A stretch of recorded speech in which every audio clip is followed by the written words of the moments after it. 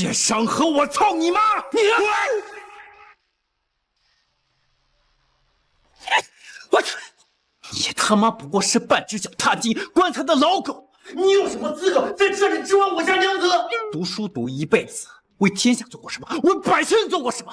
你自诩鸿儒，却一生唯利寸功，只会在这里咬骨存舌，抨击家族晚辈。你当真是口无之疾！你什么你？话都说不清楚的好手匹夫，家都分不清楚的超然老贼，吃里扒外的家族猪头，只会在这里大言不惭，妄谈修身齐家。修身齐家这4个字，配他！看着我，回答我！住口！忤逆逆子，吃了雄心豹子胆了！敢辱骂长辈，来人！爹，把唐宇给我绑起来！等一下！少爷，你醒了。少爷，儿子，你醒了！我不是在熬夜写论文吗？什么？我竟然熬夜写论文猝死，穿越到了大清乱世一个叫唐宇的纨绔子弟身上，父亲还是个坑蒙拐骗的赌场老板。你们俩，给我按住！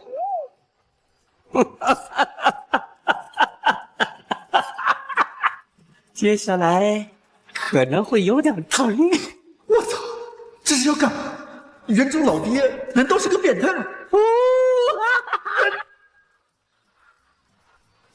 哎，救命啊！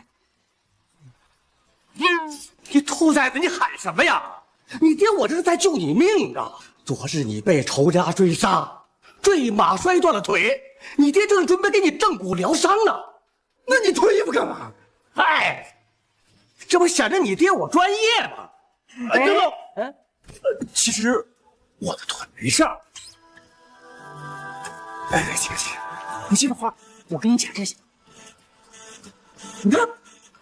你看，我儿子没事啊！哎呦，上天庇佑啊！我儿无事就好啊！少爷这次虽是躲过了，那下次呢？啊，对，这也是为父所担心之事啊！你说你平日里骄横跋扈，在外面得罪了那么多仇家，要想保全你的小命，眼下也只有2种选择。哪2个？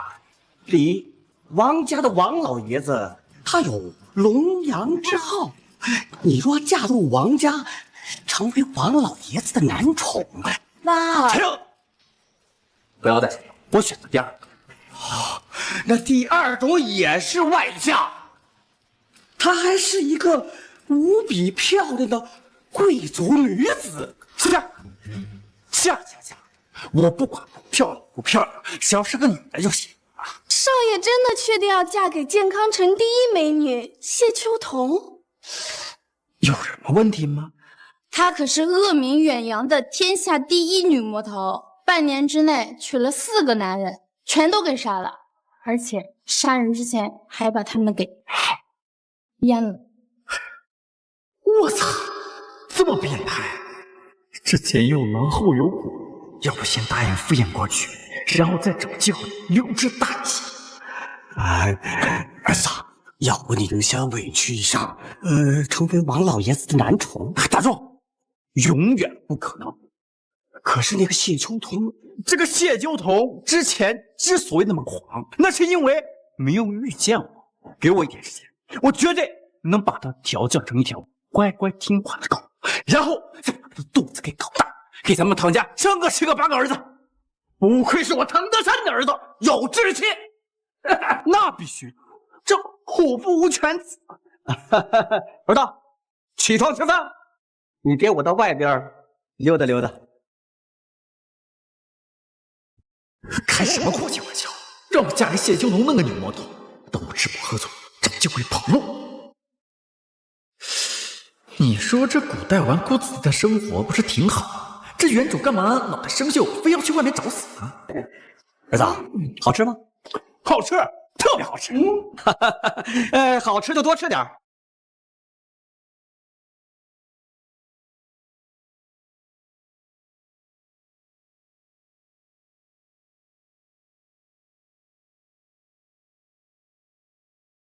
唐宇，还不滚出来！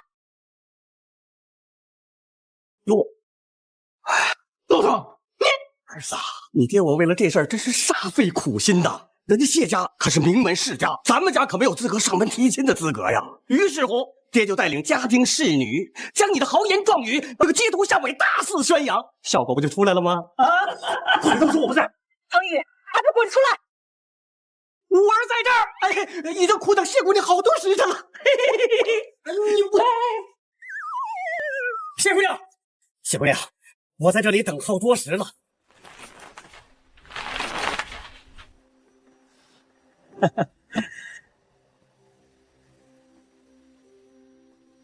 就是你说我是一个坏到骨子里的烂女人，就是你说要把我调教成一只听话的狗，就是你说要把我的肚子搞大，给你们唐家生10个8个儿子。没错，正是我儿唐宇。这尼玛有这么坑儿子的吗？没办法了，只能借机行事，化险为夷了。你就是谢秋桐，让小爷我好好瞧瞧。如果建刚城第一美女名不副实，小爷我还不信调戏你。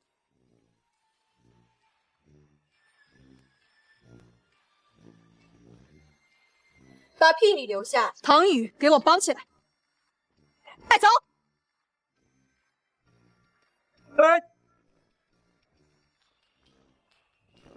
这轻点！孩子，这实在是没有办法，去谢家或许还有活下去的机会。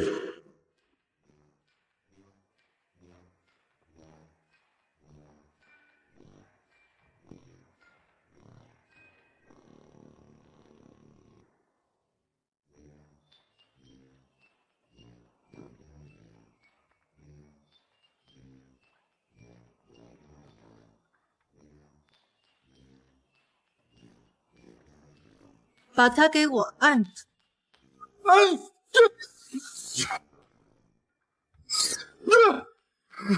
聘礼我已经给你了，而你的秘书说还有什么需要交代的？说还有什么需要交代的？你不能杀我！哦，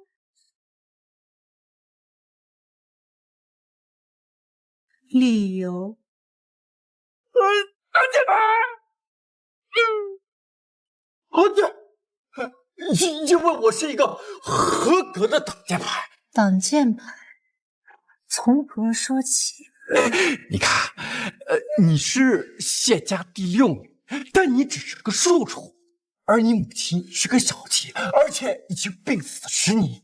这按理来说，身份低微的你本应该赶出府外，但是你却留了下来，还有独立的愿望。你丑名昭著，对谢家风评极为不好，但是却得到包容。你们先下去吧。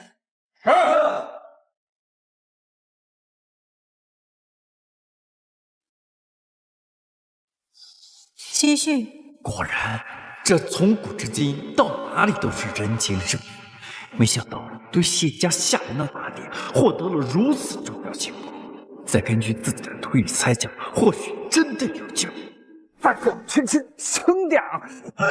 轻点！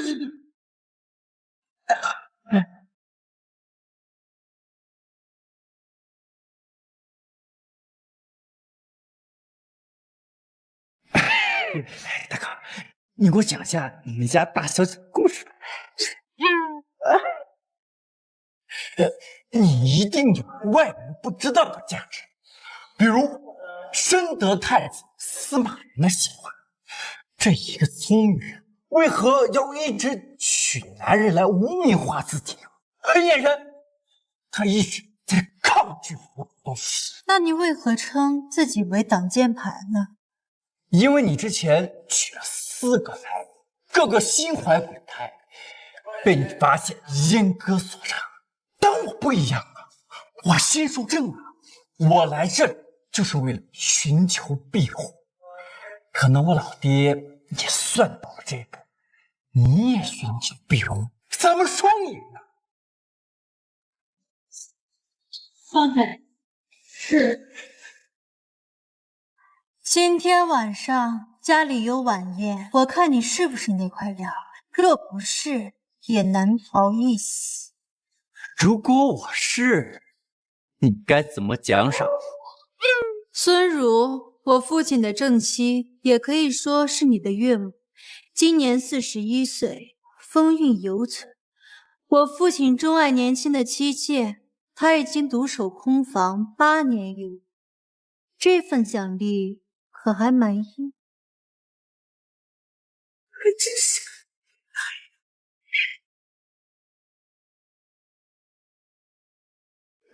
不过我喜欢。我警告你，家里阶级森严，礼仪很重，你要学着适应。若是有人刻意针对你，找你难堪，那定是追我那人派来对付你的。你要想办法学会自保，明白吗？遵旨。小婿贤娘子拜见各位长辈。入座吧。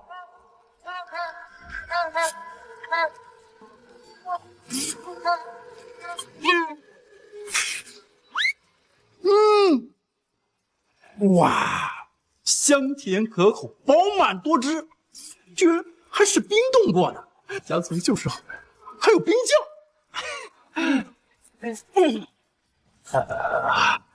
这碗儿，娘子先是第一口。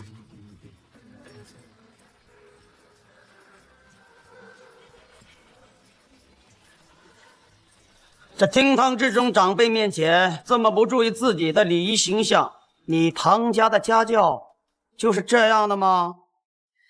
这是我族内堂伯谢山河，儒学大师，我父亲对他极为敬重。你一会儿千万不要乱来。我父亲从小读书少，没教我什么大道理。但是天气这么炎热，我娘子吃一口梨怎么了？难道大世家的礼仪和形象不包括关爱妻子吗？强词夺理，你把你自己当什么了？你把你自己当什么了？无论我身处何位置，我都不会忘了关爱妻子。够了，唐宇毕竟不是出身世家，不懂礼仪，慢慢学嘛。今日是第一次家宴，不要对他太苛刻了。再不阻止这小王八蛋胡说，旁边这独守空房8年的女人，可能就要憋不住了。多谢岳父大人理解，刚才是小婿我唐突了。不过我刚才说的每一句话都是真心话。你到底喜欢我们家秋桐什么啊？喜欢她的美貌、聪明，以及那颗温柔善良的心。够了，闭嘴！那你觉得我们家秋桐喜欢你什么呢？岳母大人问得好，秋桐喜欢我憨厚老实以及横溢的才华。哎呀，一个赌场头子的儿子，14岁就开始逛青楼的痞子，居然说自己憨厚老实、担当有才华。这人怎么这么坏呢？我可是个好人呐！居然拿你的身世做文章，这就说明谢山河已经被司马云收买。现在怎么一句话都说不出来了？你不是有担当有才华吗？好，那老夫考考你，何为担当？看来指望不上他了。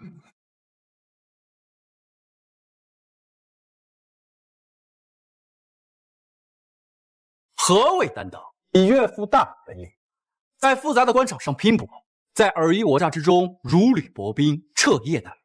为了什么？为了谢家更好、更兴旺。苦，自己家福，家族享，这就叫做担当。不像某些人以家族长辈自居，自诩大儒，却对家族新人恶意打压，丝毫不顾及家族晚辈形象和尊严，完全不在意家族团结兴旺之氛围，这就叫做没担当。你是在隐喻老夫我没有担当吗？不，我这不是在隐喻，我是在明说。怎么，还不够直接吗？还不够直接吗？好了，堂兄，一跟一个晚辈计较。人也来齐了，我们开始吧。等一下，今日是家庭聚会，我邀请了几个学生过来参与清谈，也多了几个趣味。进来吧。见过老师，见过谢大人。免礼。这小王八羔子也就嘴皮子利索，还好老夫有备无患，到时候谈论儒学，我看你怎么出场。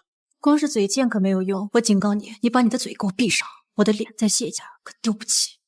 这么看不起我的才华？你的才华，据我所知，你的才华学识好像刚刚识字儿吧？不如我们打个赌怎么样？跟我赌什么？如果等会儿我一鸣惊人，展现出非凡的才华，那这斗狂花烛走。别，就一口，小小的一口啊！我警告你，你要是让我出丑，我定阉割了你。既然是家庭聚会，那清谈的话题今天就不聊国家和政务了。老夫出题，聊一聊何为修身齐家吧。这个主题好啊，堂兄有心了。马生张继觉得一常而后心正，心正而后身修，身修而后家齐，家齐而后国治，国治而后天下平啊！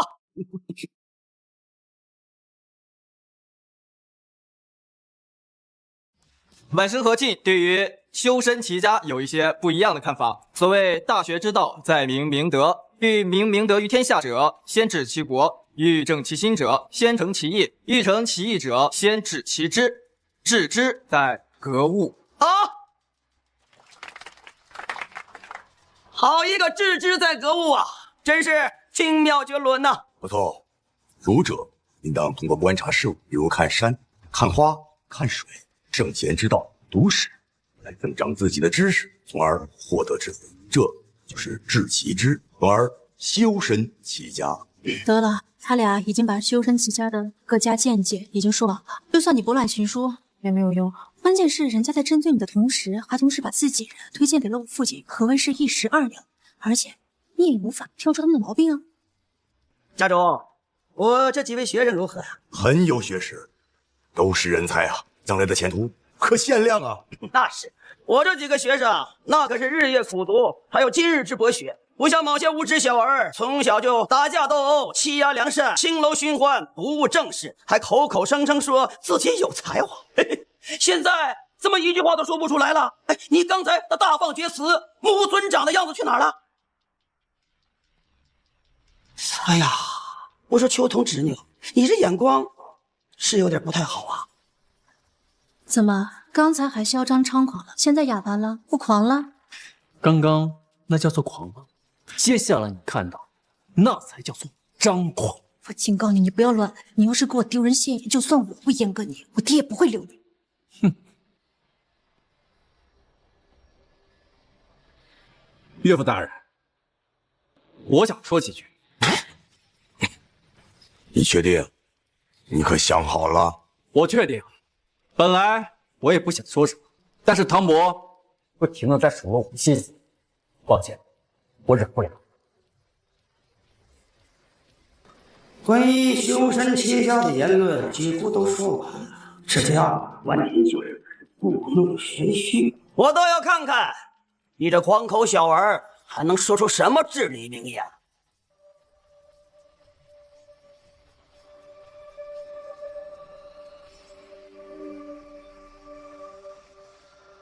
谢商和我操你妈！谢商和我操你妈！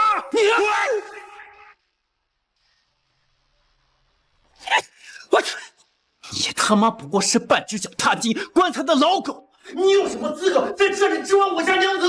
读书读一辈子，为天下做过什么？为百姓做过什么？你自诩鸿儒，却一生唯利寸功，只会在这里摇骨存声，抨击家族晚辈。你当真是口无止境！你什么你话都说不清楚的好手匹夫，家都分不清楚的超然老贼，吃里扒外的家族诸侯，只会在这里大言不惭，妄谈修身齐家。修身齐家这4个字，配他！看都回答我！住口！忤逆逆子，吃了雄心豹子胆了！敢辱骂长辈，来人！爹，把唐宇给我绑起来！等一下，岳父大人，小溪犯了错，无论是什么惩罚，我都能接受。但是关于修身齐家，他既然要让我说，那我便说给他听。你还要放肆吗？你让他说，老夫此生从来没受死大辱，还要我说出来，我心里过不去这个坎儿。你给我说，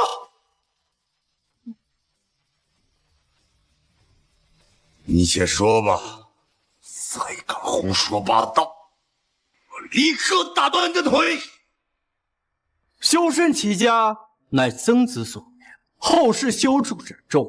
如今以正贤助己为主流，但却亦有人将道家之道理思想融入其中，故弄玄虚。凡此种种，不过是浅薄之言罢。你们刚才说那么多，全是废话，废话，你们知道吗？修身齐家之始要，在于格物致知，这没错。什么才是格物之致知？格，穷究也；极致也。不单单是你看到的山水鸟语，它包括天罗万象，它包括文学、历史、物体、伦理、道德，以及万事万物背后运转的规律和本质核心。所以，格物是穷究事物的本质规律，它是寻找万事万物其中蕴含的理。那什么是理？理是万事万物的起源，道家人把它称之为道，意思都差不多。理赋予这个世界万事万物运转的本质规律规则。太阳东起西落，所以年有四季，天有昼夜，它赋予人善，人聚集起来变成了礼。去，给老夫把笔墨纸砚取来，对我记下来，快！所以，格物致知就是找到万事万物之中的理，达到返璞归真之境。那什么才是返璞归真之境？是人做到了人变成了圣心矣。人为圣，治国无碍，平定天下，从而内圣而外王矣。好一个信以人，人为圣，老夫惭愧呀！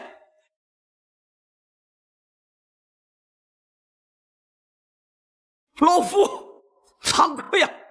老夫惭愧！妈的，跟我谈儒学，老子直接把程朱理学拿出来压不死你们！唐兄，那唐虞说的再好，也是忤逆，也是不孝。对，大哥说的对。来人，将唐禹把他关到藏书楼，好好学习礼教，闭门思过。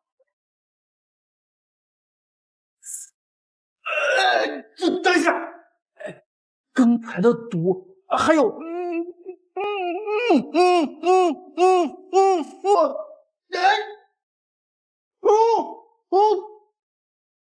这小两口说什么悄悄话呀？人家小夫妻说点甜言蜜语的悄悄话，还跟你说。这混蛋故意的吧？居然还让我当众出丑，我必须阉割了他。好了，今日家宴到此结束，散了吧。看来这谢家只有丈母娘对我好了。要是谢山河那个王八蛋，他肯定将我打入地牢。就是一个人关心逼太无聊。如果给我来个美女，解解闷就好。参见夫人。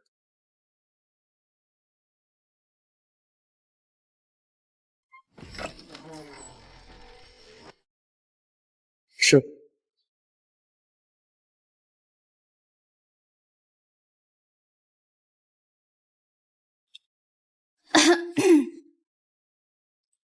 这么用功呢？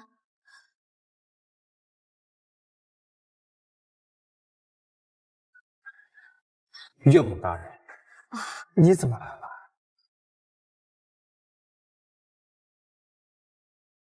秋桐让我来看你。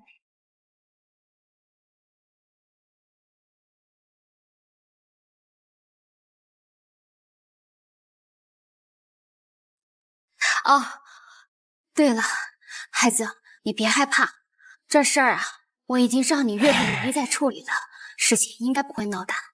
就算闹大我也不怕，因为唐伯他们实在是太过分了。那些对我的骂我都可以不在乎，但是他说秋桐，我忍不了。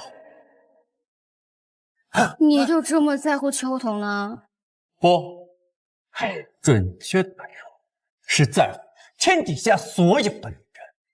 如果一个男人因为一点礼仪就眼睁睁看着自己心爱的女人进侮辱，那他还算是个男人？如果天底下所有的男人都像你一样就好了。像我那样聪明、勇敢、有力气。啊？这你也看得出来啊？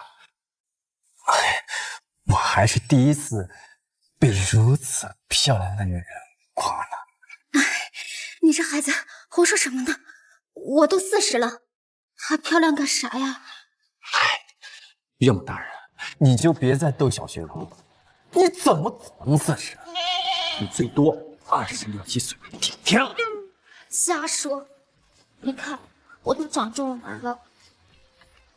这哪里是皱纹啊？这明明是优雅与智慧的积累，是气质与魅力的象征。我这个人呢，平时爱捣鼓点小发明，到时候我跋山涉水寻找草料，给岳母大人发明太太可飞，让岳母大人永葆优雅魅力。你对我也太好了吧？人都是相互的，对我好。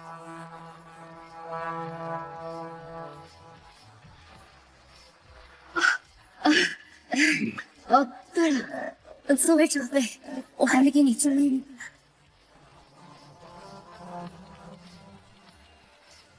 这玉洁白无瑕，温润剔透，这太温柔了，我不能收。你必须得收下，这是规矩，听见了？那行吧，那我收下。不过，请大人，你方便帮我带一下？啊，行，你站着。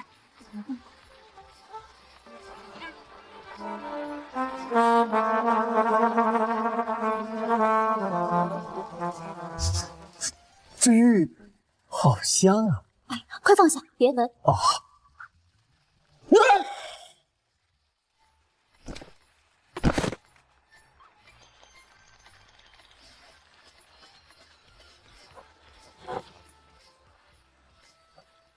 参见柳小姐。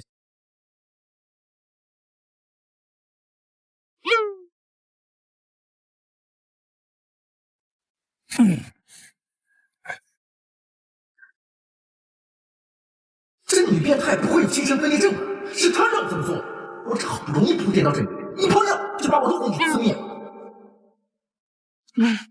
秋桐见过母亲。唐宇这孩子没有受惊，状态挺好的。你们小夫妻先聊，我先告辞了。是。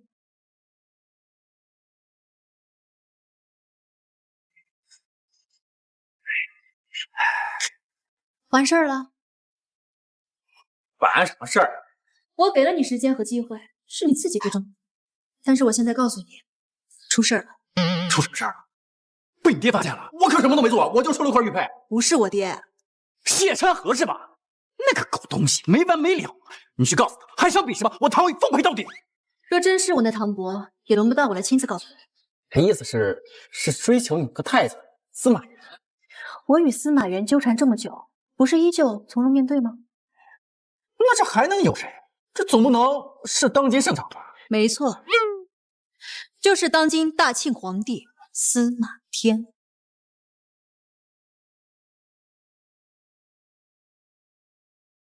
我不过是一个开赌场老板的儿子，如今沦落到来当赘婿，能惊动当今圣上？你是不会惊动，但有人会替你惊动。谢山河定将你的聪明才智告诉了司马元，司马园不会允许有一个聪明人徘徊在我的身边，他怕你得到我。我什么时候得到你了？我最多也就碰了你一下手。哦，对了，你倒是提醒我，这个吻，你看什么时候兑现一下？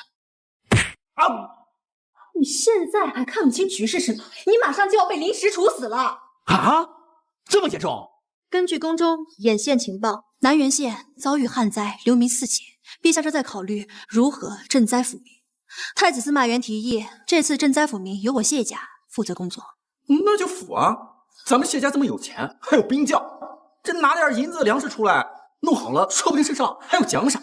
就这，我还以为是什么大事儿，自己人想自己。你知道流民有多少人吗？几万人，赈灾抚民几万人，就算把我谢家掏空了，也安抚不了。那确实是一个比较棘手的问题。不过你给我说这些干什么？这派遣谢家，我不过是谢家地位最低的赘婿，这事儿你应该跟你爹说呀，他是一家之主。不好意思，这事儿还真要特地告诉你。谢家堂与听旨。大胆，见到圣旨还不下跪？这里又没有外人，还需要跪？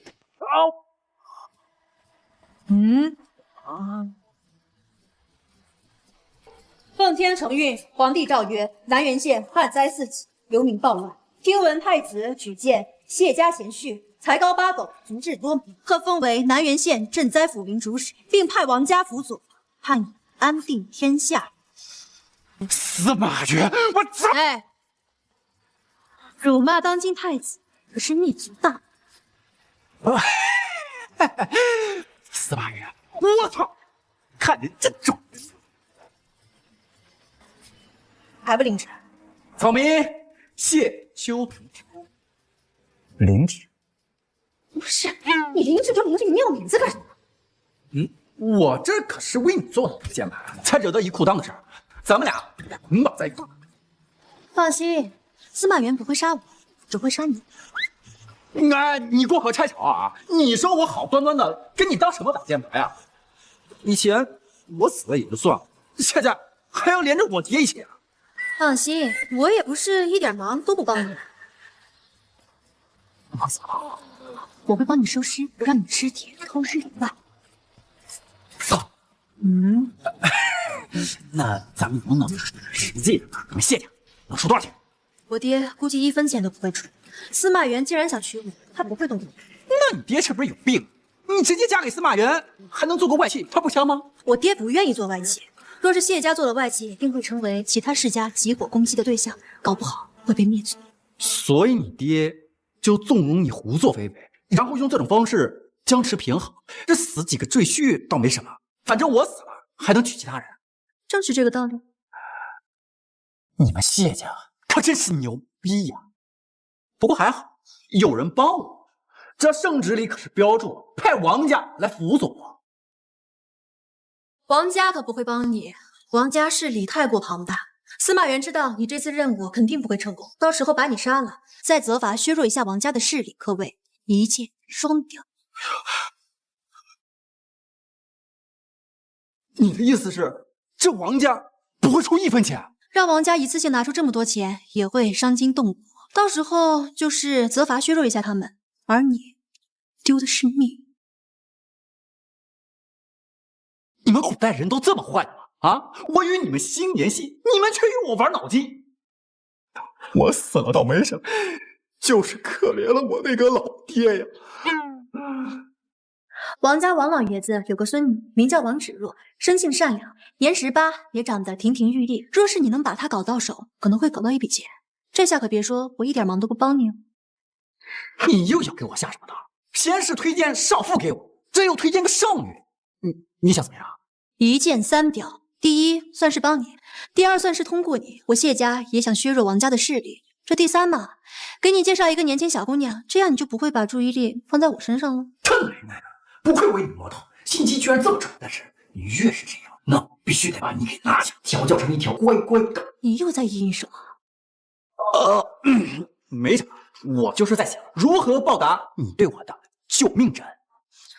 报恩就不必了。明日正午你要出发南原县，而明日正巧也是王老爷子的70大寿，你还有4个时辰，能否拿下王芷若，就看你的造化了。哎呦我揍花你奶奶个腿儿！王老爷子那个，要是知道我泡他孙女的话，这不得我呀！真总比我爷俩被凌迟处死的好。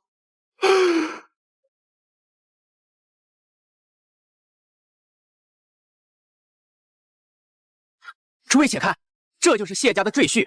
据说他为了嫁进谢家，可是用尽了手段。是啊，现在是吃穿不愁了。不过那玩意被割了，难道你就不觉得可惜吗？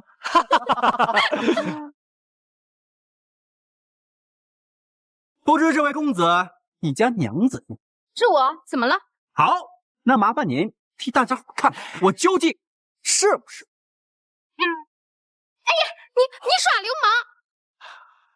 你好大的胆子！光天化日之下，竟敢调戏我娘子！我调戏什么？是你们说我才向你们证明的。那好，既然你家娘子不敢，那你们谁家娘子敢呀？发生什么事了？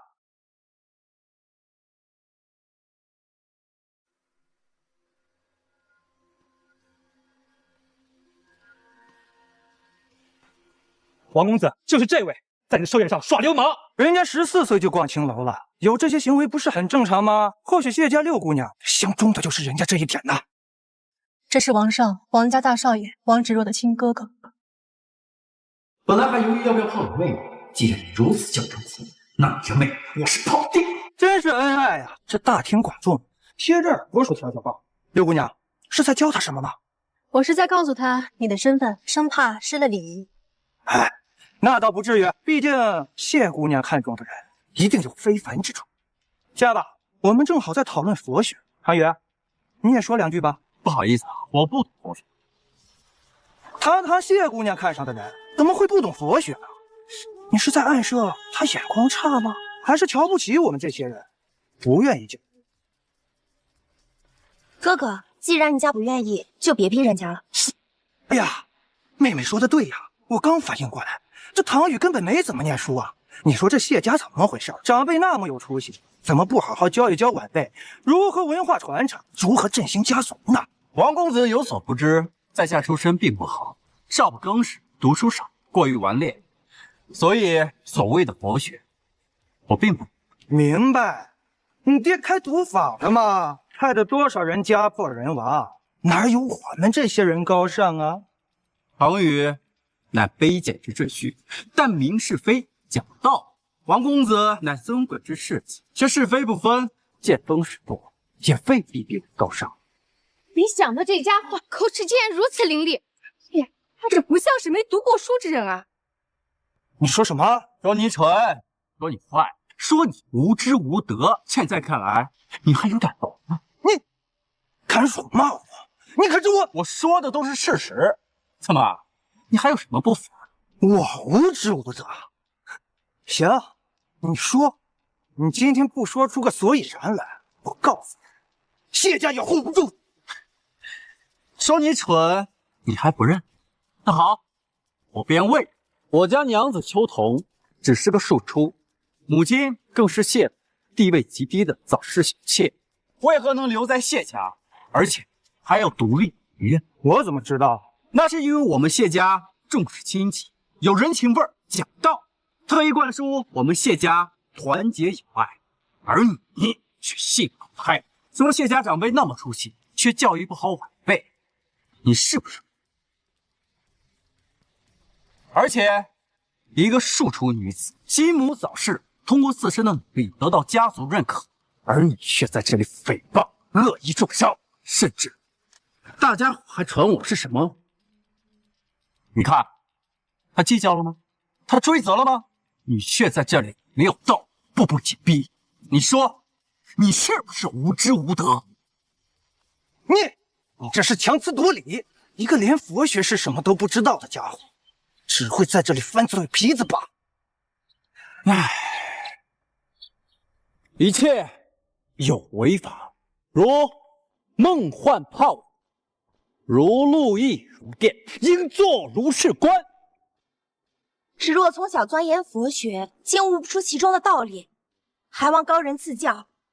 这世间万事万物，就好像梦境幻象、泡沫和影子，又像是双路闪电那般转瞬即逝。因此，我们看世界要认识到世界的短暂和虚幻，不要被事物的表象所迷惑，要认识到它的真实本质。没想到这段话居然有如此高深莫测的含义，简直惊为天人。若不是有高人解析，恐怕芷若一辈子都无法参透其道理。你不是说你不懂佛学吗？怎么一出口这么高端？他的话值得我们各位好好的去探讨。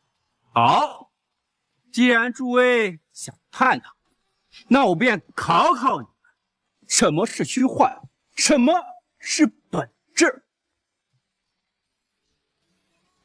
虚幻和本质，我来给你们解析。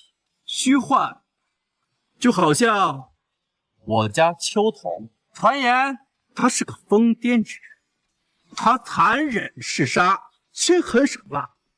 你们看，他像？这么看起来确实不太像啊。这就是虚幻。今日在座的各位都是读书人，所以我们不要被表面的虚幻所迷惑。那什么是本质呢？本质就如同我家秋桐一样，性格文静，才华横溢，宽容大度，也不在乎什么恶意重伤，是一个真正完美无瑕的好女子。所以说呀，再狠的女人都经不住夸。谢秋桐，你的心就算是块石头，老子也得给你捂热。接下来再接着打一套女拳吧。因此，为什么世俗总要把女人污名化？难道一个女子过于优秀，就要从其他那里去玷污吗？难道女子就不能有才华，不能博学，不能优秀吗？说得好，我们女子也可以顶起半边天，我们也可以有我们自己的造化和事业呀。没错，我看芷若姑娘就是典型的博学多才。唐公子，我非常赞同你的看法。我饱读诗书10几年，才华不逊于兄长，他却不允许我参加家族事务，还说女子无才便是德。没事儿，那便证明给他们看。朝廷不是派遣我作为赈灾服使的主使，那由你王家负责，跟我一起去，咱们把这件事给办得漂漂亮堂。好，我一定不让我的家族失望。那唐公子，我们什么时候出发？时间紧迫，今日午时便出发。那唐公子需要带什么东西吗？我好立刻去做准备。不需要做什么准备，只需带2辆豪华马车，再安排一些人押几万两白银。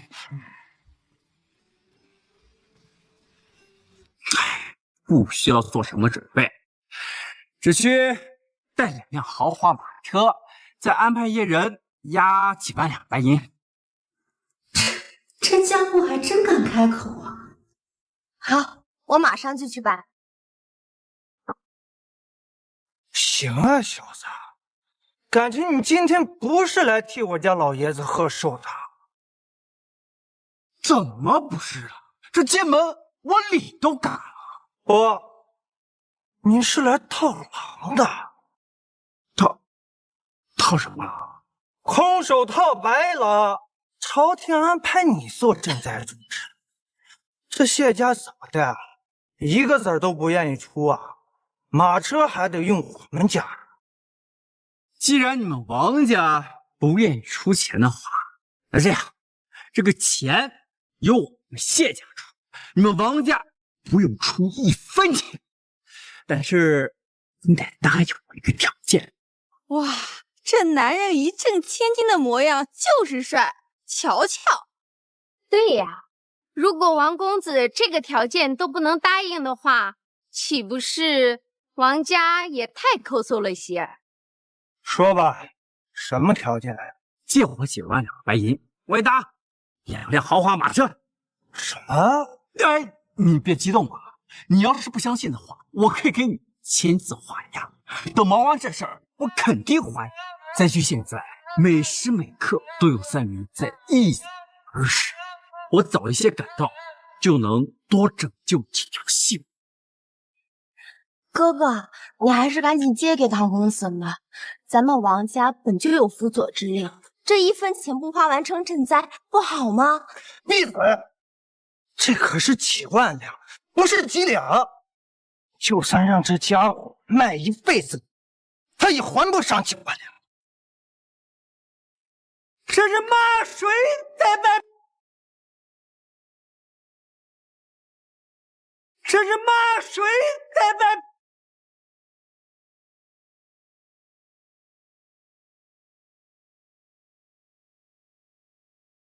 爷爷，我没骂您，我骂唐宇呢。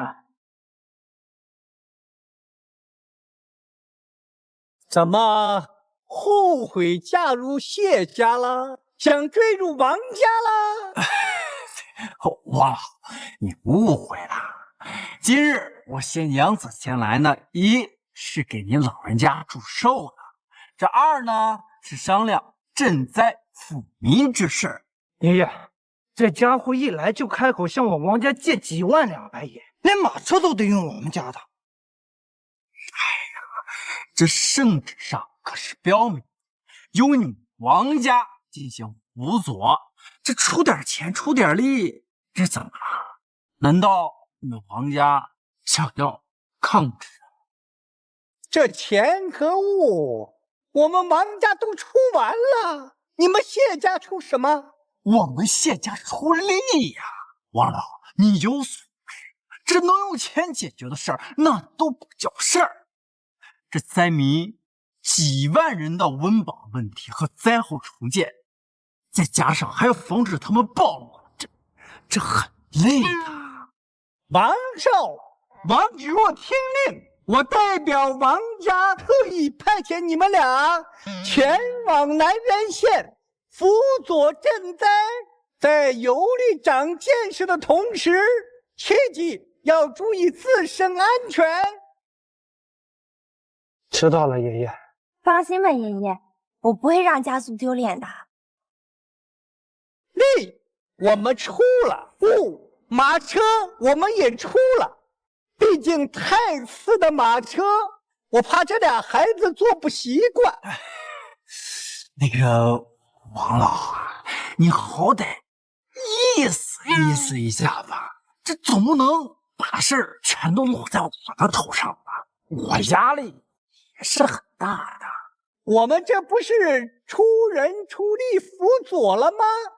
话说，你要是在今日申时赶不到南原县辅佐赈灾，那我可要禀告朝廷，说你谢家赈灾不利了。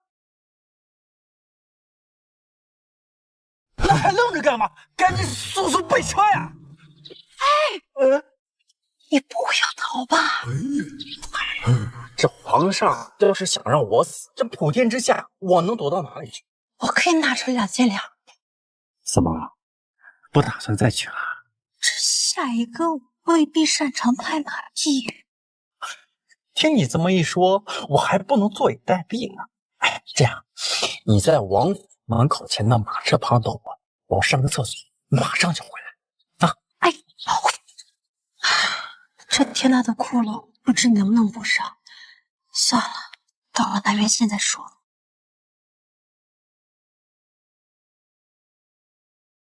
知道这白娘子修炼千里，焕发人心。哎，你急什么急？你没看到已经撞了吗？爷，坐后边来。这可是我王家的马车，你没听到王老爷子说呀？出2辆马车，供给使，我是赈灾主使，怎么着？你想造反啊？芷若，你站这家伙身边干嘛？哎，哥，唐月，我警告你，少缠着我妹妹。哥，你要不坐后面那辆车吧？唐公子，许仙和白素贞的故事到最后到底怎么了？哎呀，我哪敢讲，我怕你哥误会我。哥，你快走吧！你要是耽误了赈灾抚民，我定向爷爷告发你。行，我走。好你个唐月，你给我等着！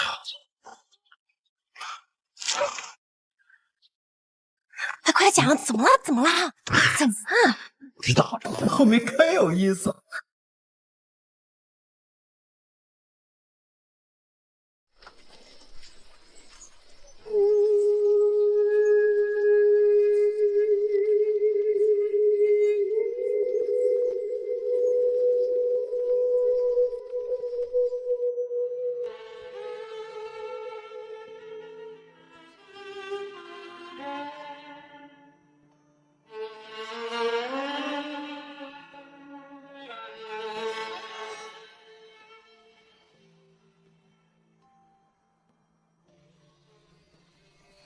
我们已经到南苑县了，前面的流民很有可能会发生暴乱，大伙小心。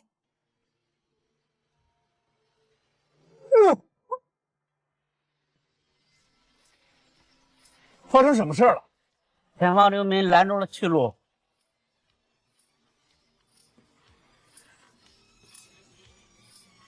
大人呐，行行好，给点吃的吧。我们给你跪下了。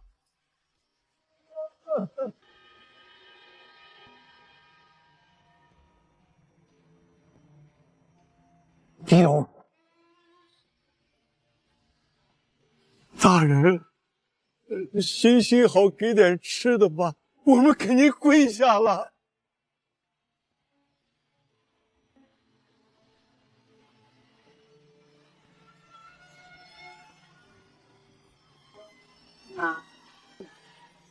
给我吃的，给我吃的，给我吃的，给我吃的，给我吃的。这家伙不是从小逛青楼的纨绔子弟吗？怎么会用这种眼神？姑娘，你把我女儿买了吧。你别看她瘦小，她其实已经10岁了，什么都会做，什么都肯做，只要100个铜钱，100个铜钱就好。这种面黄肌瘦的贱民，要来有什么用啊？赶紧带着滚蛋！妈妈，你就拿小宝跟花生换吧，那样妈妈就有吃的了，就可以活下去了。小宝也可以在天上陪着妈妈了。你脏事，妈妈绝对做不到。妈妈就是死，也得让小宝活着。我这里有5两银子，我买它正好缺丫鬟。你是要害死王家吗？你是要害死王家吗？你没看这小贱民一身的传染病？哎，你是嫌王家现在生活的太好了是吗？可是什么？我们只是来辅佐他，他才是主手。我来这儿的目的就是让这群贱民暴乱，到时候圣上动怒，谢家定会吃不了兜着走。他呀，你就等着被凌迟处死吧。乡亲们，看来他们是不准备帮助我们的，那我们就抢！抢！大胆！你们这群刁民竟然敢造反，当真是不怕死吗？这也是饿死，造反还有一线生机，大伙上啊！该死！这王少果然故意为之，事情已经到了不可控状态，我们赶紧先撤。撤不了一天。各位乡亲父老，你们先冷静一点，听我说几句。首先，我声明一点，我并不是什么门阀世家，我跟你们一样，都是普通老百姓。所以，你们在这里受到水深火热的境遇，我是完全能够真切的感受得到，我是朝廷派来赈灾的主使，是来帮助大家的。你这说的比唱的都好听啊！哎，那我请问，粮食呢？你该不会指望说几句拉拢人心的话，大家伙都不用饿肚子吧？我此次前来赈灾，调集粮食，花了些时间，不过应该紧随其后，马上应该就到了。不是啊，你手里都没几个子儿，哪里来的钱买粮食？更何况这可是几万流民的粮食。对呀，唐公子，现在灾民情绪激动，如果他们知道你在骗他们，肯定会将我们生吞了呀。对，我们要粮食，我们不听虚伪的话。对，看来你们的脑子还没被饿上，知道这是虚伪之言。这家伙根本就不是普通百姓，他爹是开赌房的。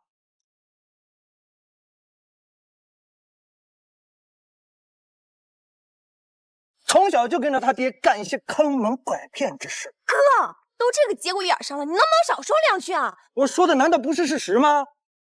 这家伙油腔滑调，满口胡言，都这个时候了，还在糊弄灾区难民，无疑是杀人诛心。好啊，我们都因此而食了，你们还在愚弄我们。既然不给我们吃的，那我们就吃了他们！上！唐宇，你看看你干的好事！我知道你嘴皮利落，能说会道，但是你竟然异想天开，企图靠糊弄赈灾抚民，简直是愚蠢至极。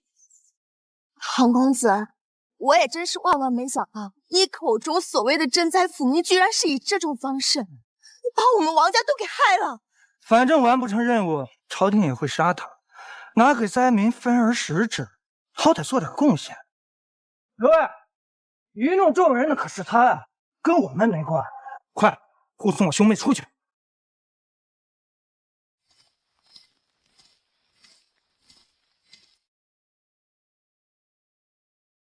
我这里还有提名表，你快拿去安慰众人的心血。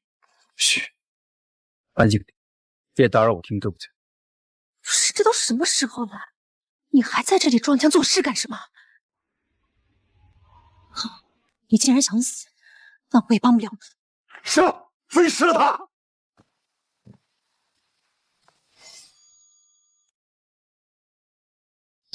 他应该马上就要哭爹喊娘的求救了吧？我可得好好听听，怎么忽悠马蹄声？终于了！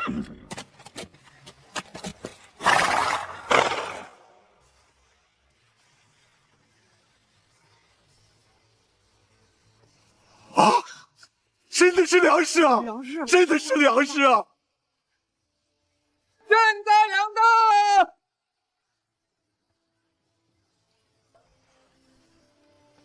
大人呐，我们错怪你了，大人！哎呀，大人呐！来，客官请起，客官请起。我说过，我是来帮大家。那些门阀之下不关乎你们生死，但是我跟你一样，都是老百姓，咱们心连着心。终于有为咱老百姓考虑的好官了，是，咱们有救了。是，你就算运来了赈灾粮，但这点粮食能吃几顿？南阳县的流民可是有几万人，今日饿不死，明日恐怕也得饿死。主事大人呐，他说的没错呀，就这么点粮食，对我们来说确实是杯水车薪呐。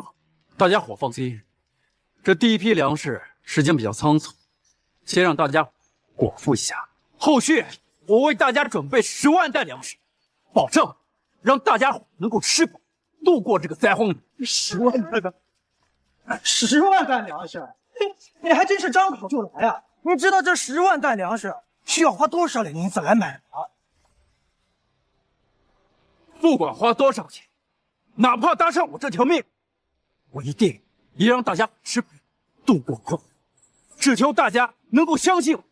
我们相信你，在这天灾乱世之下，只有你惦记着我们的生死，给我们送来了救命粮。对，我们相信主事大人。让我相信人情，但请人记住，此次朝廷派谢王两家前来赈灾，而这个王家大公子，你看见扰乱赈灾，践踏百姓，煽风点火，企图制造暴乱，还望各位一心之能够传到圣上的耳朵里。主事大人，我们一定能做到。那各位先垫垫肚子，我这就回去调集粮食。主事大人，路上小心呐！主事大人，路上小心啊！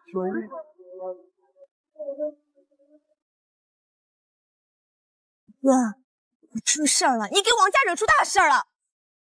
喂，小妹，你去哪儿啊？帮唐公子调集赈灾粮，为王家将功补过。哎，啊，你一个子儿都没有，这么多粮食从哪儿搞到的？大白条，赊赊的？什么时候赊的？在王家上厕所。原来你没去方便，我还纳闷呢，为何等这么久？原来去赊粮了。怎么，你不会真的以为我只是个咬骨唇舌之辈吧？这建坑城的粮商一个比一个精，他会把这么多粮食赊给你这么一个坑蒙拐骗的家伙？我的名气自然赊不到，但是我若是以王家谢家的实力，他们自然会。干嘛居然拿我王家的脸面去赊账？那些奸商居然还都信？他们为何不信？我都直接把圣旨怼到他们脸上了，他们敢抗旨？哎，对了，后续那10万袋粮食我都是挂的你们王家的名，后续麻烦把单买一下，谢谢。我买你大爷！这吃了咱半天，意思最后钱还是我王家出啊？够了，哥！反而让你小子把名声还给撞了，还嫌你惹的事情不够大吗？唐公子，这钱我们出了，就当是为我哥之前的行为将功补过。哥，你还不赶紧给唐公子说2句好话？这事要是惊动了皇上，家族都要遭殃啊！你疯了吧？让我给他道歉啊？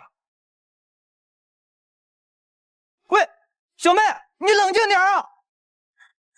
唐公子，你别跟我哥一般见识，这笔钱我们王家也出了，我现在就回去准备钱。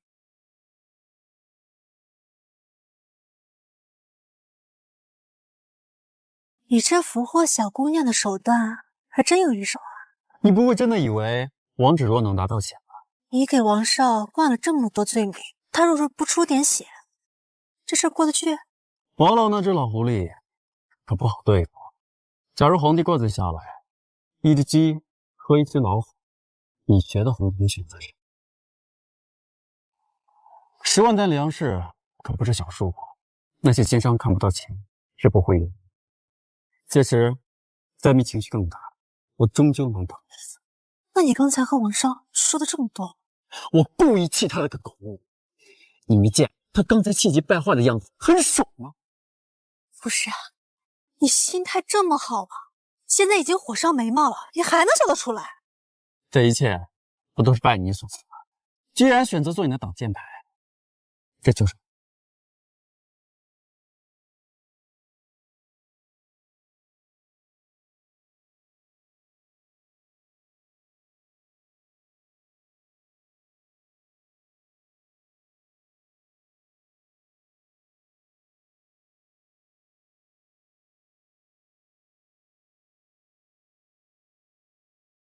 之前的赌约算是我输了，这算是我对的约。既然我们今后互赌双赢，那你告诉我，我该如何帮你？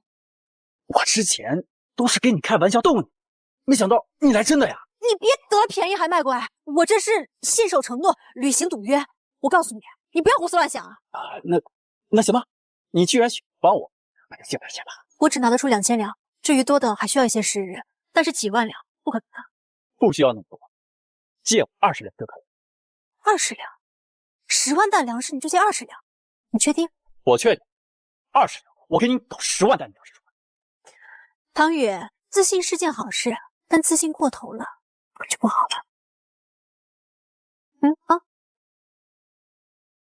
够了，回家口。你这混账，这点事都办不好，居然还让人家敲诈勒索！爷爷，现在只有掏银子才能救哥哥了。你不知道，南苑县那些难民可惨了，这也是为我们王家积德啊！住嘴！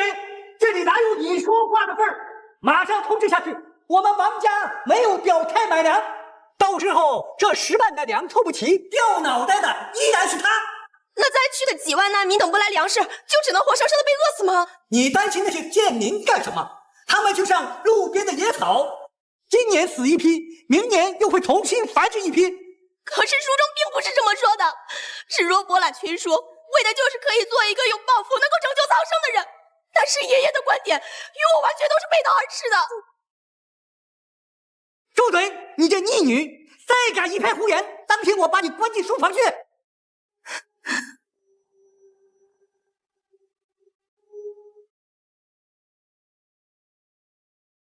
他在里面叮叮当当的在干什么？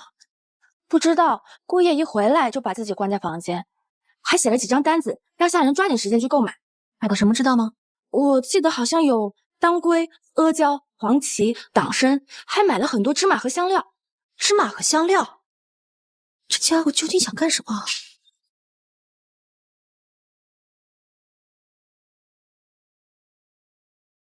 哎呀！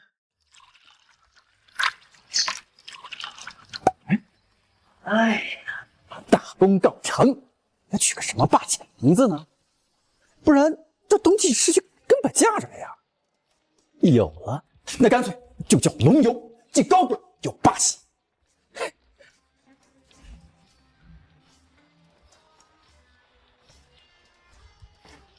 哎呀，这下强了，这龙游和太太口服液都弄好了，是时候变现。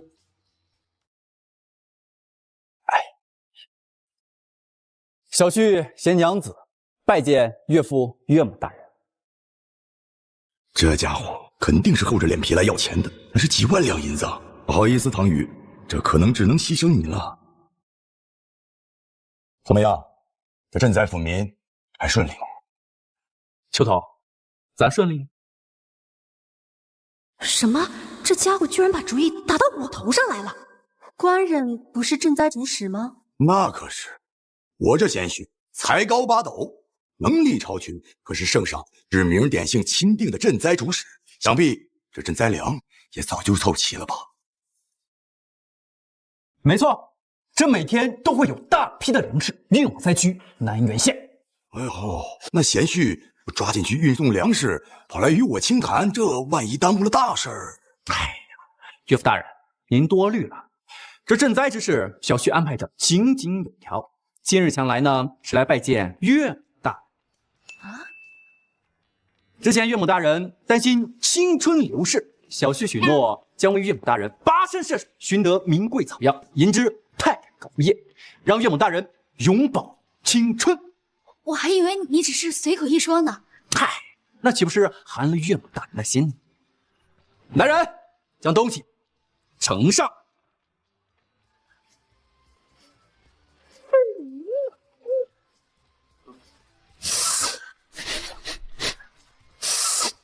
这东西为何如此芳香？是啊，这一端进来就感觉整个屋子芳香四溢，瞬间让人心旷神怡。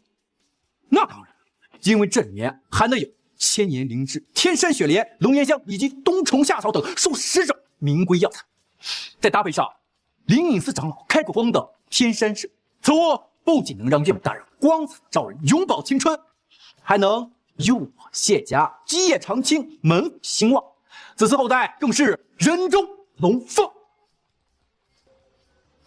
一个产品只要给它找好定位，再包装一个完美的故事，设置非凡的寓意，这现代人都熟，更别说古代。这家伙可真敢忽悠，把孙如套进去也就算了，竟把我爹也一起圈了。此物如此贵重，应该花了不少钱吧？这前后加起来大约5000两。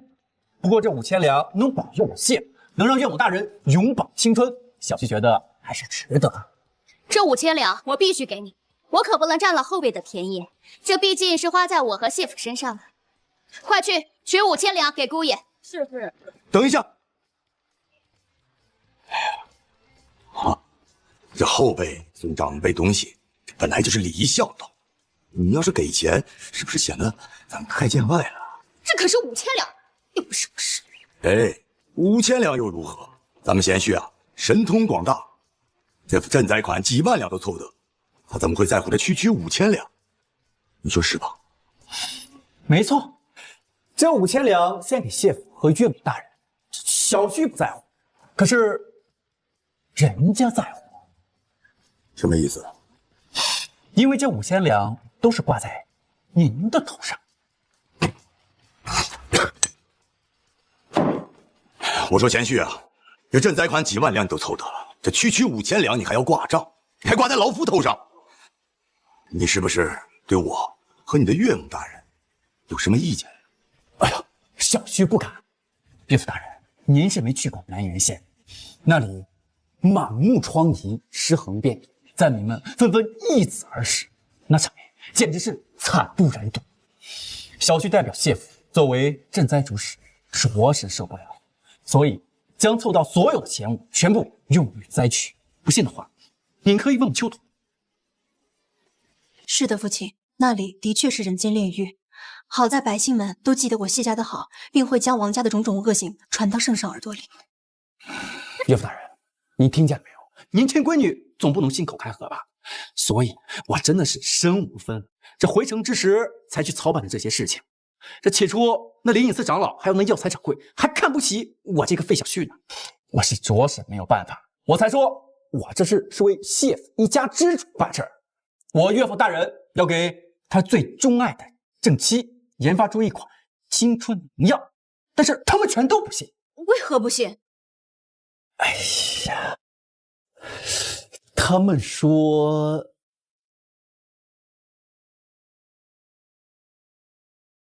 岳父大人最钟爱小妾，已经8年对自己的正妻不管不顾。哎呀，我听到之后当即大发雷霆，这简直是一派胡言呐！那些小妾只为了繁衍子嗣，让谢府壮大。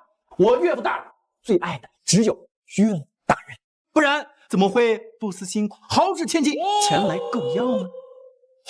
他们听到之后纷纷倍感震惊啊，后悔听进了谣言，估计现在正在四处歌颂你们这对才子佳人呐。哦，真有此事？真的，我临走时准备的银两不够，说是先记在我的头上。他们表示诧异，这怎么能会记在我的头上呢？这丈夫送给妻子的礼物，若是记在我的头上，那岂不是成了我送的？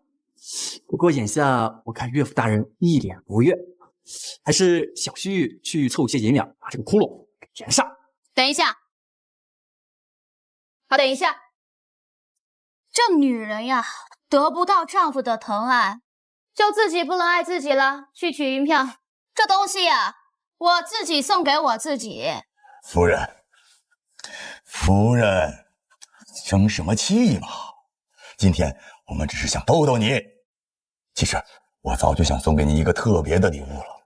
你为咱们谢府辛辛苦苦了这么多年，这事儿我早就跟咱们贤婿商量过。不信你问。对，没错，岳父大人私底下确实找小婿商量过，说是要给你一个天大的惊喜，不惜豪掷准备了7天，这5000两呢用于礼物的准备啊，只要岳母大人满意，会奖励小婿2000两。不过眼下看来，这岳母大人还是挺满意的。这图崽子竟然趁火打劫！这真是你上梁准备的？是啊，你满意吗？满意，非常满意，这是我这辈子最开心的一天了。快去取7000两给姑爷。是夫人。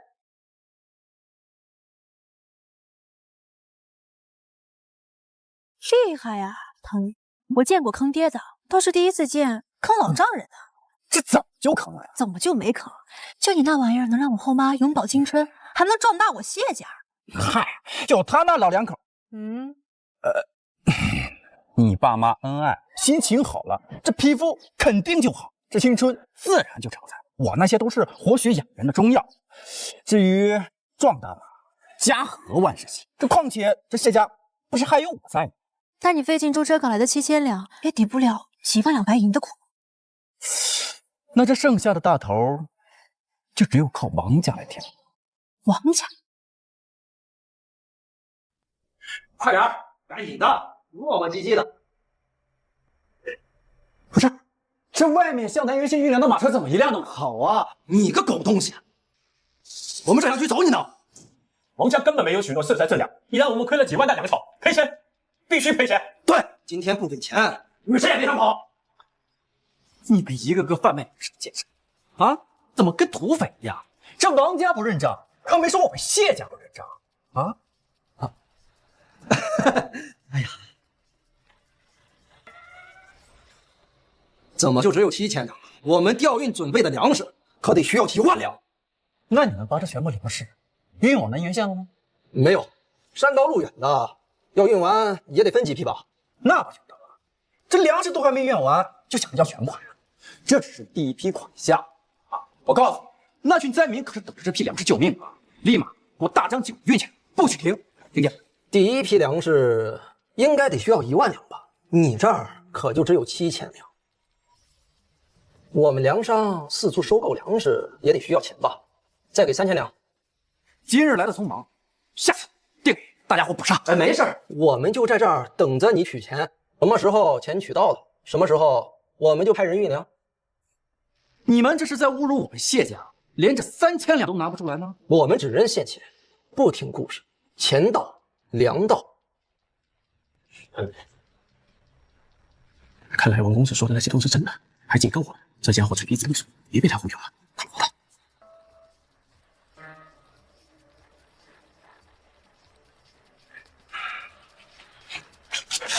按理来说7000两是够了的，但是王上可苦东西，连条活路都不给，加上这群人就是奸商，不好糊弄。我这里还有2000两，但还有1000两需要一些时日，我去跟他们说。3000两，明日我定会送。你们立刻安排人手送去。不会吧？这3000两也就是一来一回的事儿吧？这明日的意思，也就是说你们连3000两也都要去凑呗，是吧？就是3000两都需要凑，那后面的几万两生意，我们可不敢干了。我们还是做其他业务去了。至于那余款3000两白银，明日我们向谢府要去。走了，走，走。等等。完了，他们要走，粮食就断了。灾民肯定知道自己被忽悠了，搞不好会引起暴乱。你快想办法！眼下唯一的办法，只有等一个人。等一个人？谁啊？等一个生性善良之人。生性善良之人。这3000两我替他出了。哪来的丫头片子？好大的口气！别瞎说，这是王府千金，是若姑娘。对不起啊，小的有眼无珠，有眼无珠。这是4000两银票，拿着，立刻派人去送粮。可是王公子他说了，他……我不是王府的人吗？你们是认钱还是认人？你们是认钱还是认人？你们如果怕王公子责罚的话，可以选择走小路，偷偷摸摸走。只要你们把粮送到南原县，少不了你们一个子儿。哎，好，我们立马就召集人马，马上去运粮。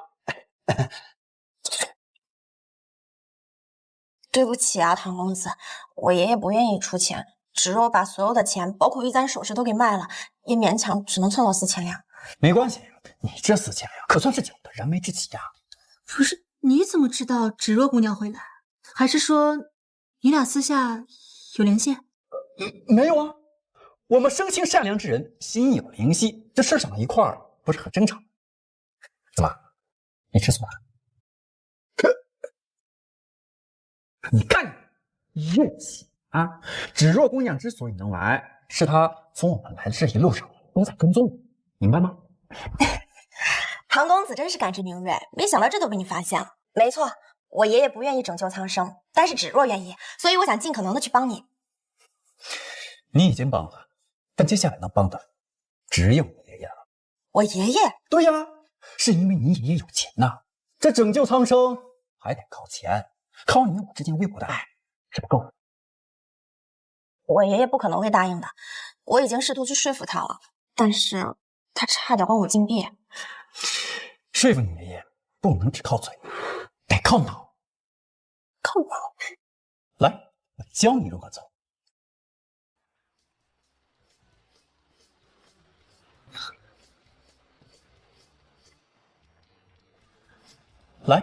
教你如何做。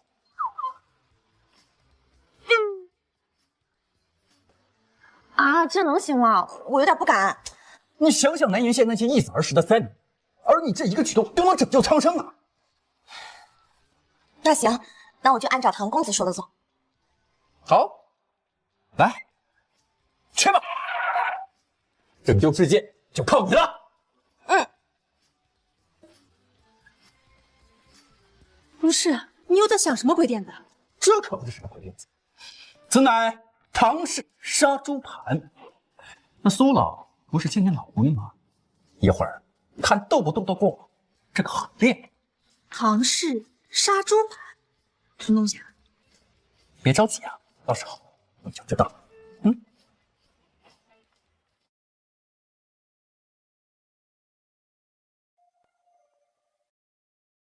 对不起，爷爷，昨晚我想了一整晚，发现确实是我太过鲁莽了，明白爷爷的良苦用心，很是恼悔。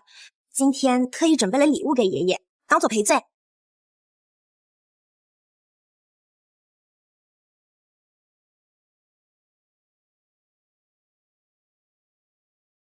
龙游，这乃何物？竟敢起如此八面威风的名字！这是我之前认识的一个西域商人，他所研制的稀世珍宝，专供给达官贵族使用。我想到了爷爷，所以就花大价钱给爷爷买回来了。大价钱？多大？100两。什么？这么个小玩意儿要值100两？什么？这么个小玩意儿要值100两？那当然，因为里面有虎骨、千年人参、顶级沉香等几十种名贵药材，再加上西域古老的炼制手法提炼出来。不错，香！这种香味儿是我70年来从未所闻，不愧为是西域的好物啊！可是这100两也太贵了吧？你懂什么？这要是平民百姓都能使用，哪能体现出爷爷的高贵啊？好了，不要吵了，爷爷很喜欢。史若有心了。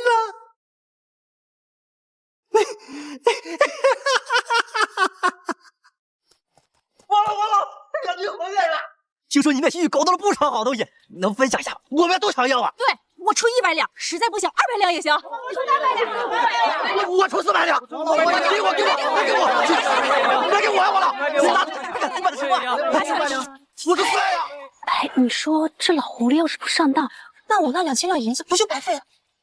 放心吧，这个东西绝对是好东西，而且是这个世上没有的。这俗话说，人为财死，生必生灾，可把持不住。那个西域商人谁来扮演？这要是人找不好，不就前功尽弃了？当然是我爹呀！啊，那老家伙坑蒙拐骗几10年，到时候这脸抹黑，胡子一沾，再把新的套衣服一套，这才能这个。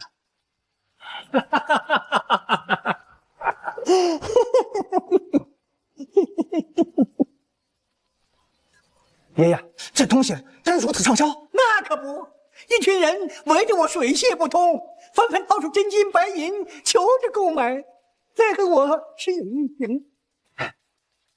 那爷爷，你觉得这东西怎么样啊？东西没问题，是好物。快，小奈，将那西域商人引荐给我。这搞不好咱们王家要发一笔横财。这不好吧？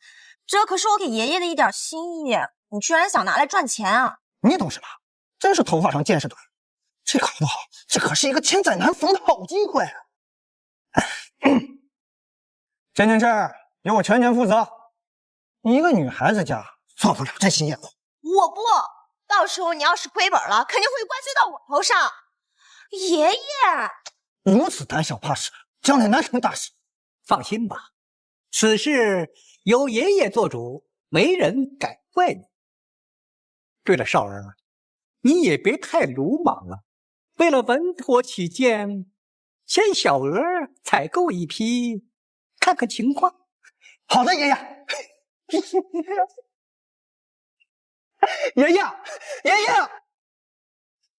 爷爷，咱们王家要发了！我先采购了10瓶，花900两拿下，以200两一瓶卖出，一扫而光，瞬间就赚了1100两。真的？对啊，你看，这是赚的银票。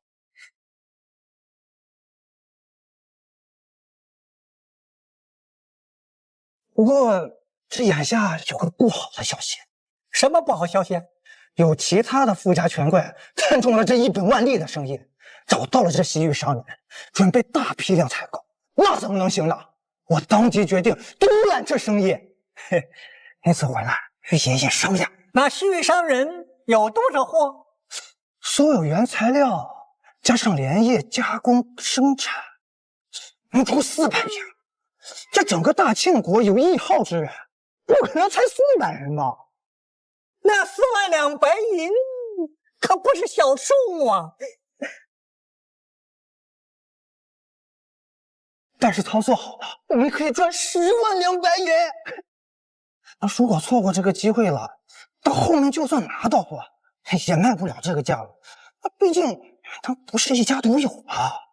你有信心吗？100%信心。那就搞。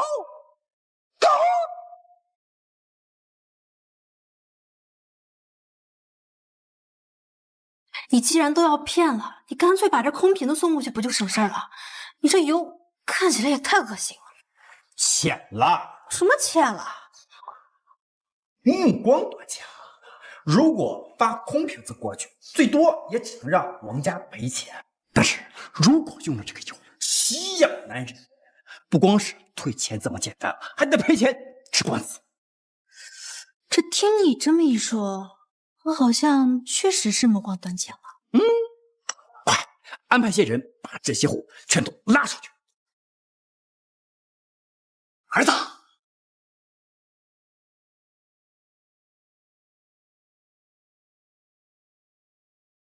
儿子，爹，你怎么这么快就回来？这事儿你没搞砸吧？兔崽子，你胡说什么呢？你爹我坑蒙拐骗，行走江湖这么多年，还从未失过手呢。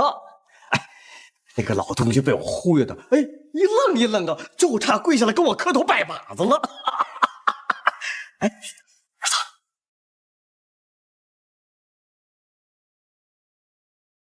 这是什么呀？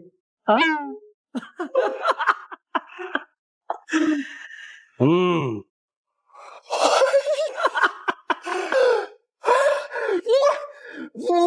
如此爱财如命，真是继承了你老子的衣钵呀！有本事。这些都是南垣县的赈灾款，朝廷1分钱不出。谢王两家不但不帮忙，还冷嘲热讽，使诈阻止。他若完成不了任务，便会被凌迟。他不怕死，就怕您被他连累了。好在他一个人全部都扛了下来。伯父，您生了一个了不起的儿子。臭儿子受了这么多的委屈，都是爹没本事，保护不好你呀。爹，你把我送进谢家，不就是为了保护我吗？如果你不把我送进谢家，我怎么能娶到这么贤惠、能干的媳妇儿啊？够了，唐宇！哟，厉害了，儿子，有本事了！哎呀，你竟然能把谢姑娘的脸整红了！像这种绝招，你能不能教教老爹呀？爹，这种事情改天再说吧。眼下最重要的是把你这身行头给还了。如果被别人看到这件事是你做的，那这事儿可就大了。言之有理，看来此地确实不宜久留啊。谢姑娘又劳了，我把女儿交给你照顾，多多费心，告辞。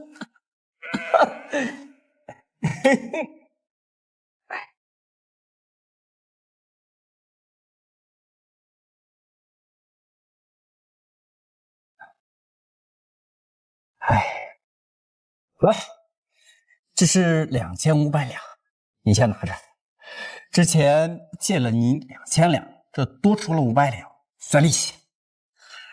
不要！你真把我当成吃软饭花媳妇钱的赘婿了？让你拿着你就拿着。不是，你给我了，那差两上的钱还够吗？把止住的那4000两还了，我这里还能多出几千两来。我打算把这些钱全部拿到灾区去。走，去结账。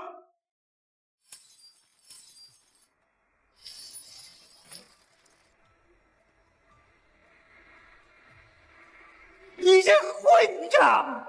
那可是4万两白银呐！你这混账！那可是4万两白银呐！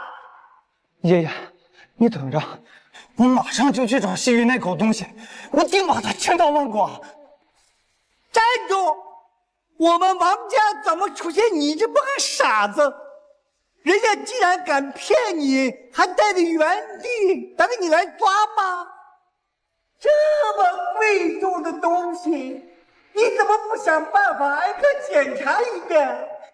因为之前的视频没问题，所以我就……要是之前的货，我还有办法处理出去。现在这货……已经有好几人到衙门去状告我们了，我又花了几千银两摆平。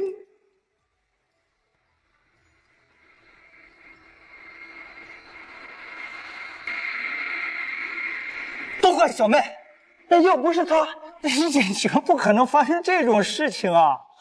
你什么意思啊？我之前让你不要搞，你还骂我头发长见识短。本来这跟西域商人交易就得无比小心，他们没有什么契约精神的，是你自己见钱眼开，而且爷爷都说了他不会怪罪我，你反而还骂我。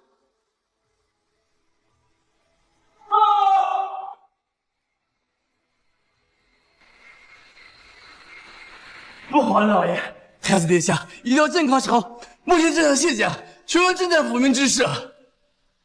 还不速速配车！爷爷，这小子正才不烈，让太子殿下责罚的是他呀，就我们这么着急忙慌的干啥呀？你懂个屁呀！就凭那小王八羔子3寸不烂之舌，到太子殿下面前胡说一通，我们是皇帝一把刀子当女，不是时来也是时。放心吧，爷爷。这一次我一定找紧机会弄死那个东西。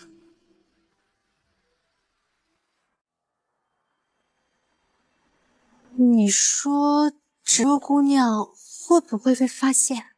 嗨，被发现那是迟早的事儿。那你就这样把人给卖了？我唐宇是那种背信弃义之人吗？我既然让他这么做，我肯定会想办法保他的。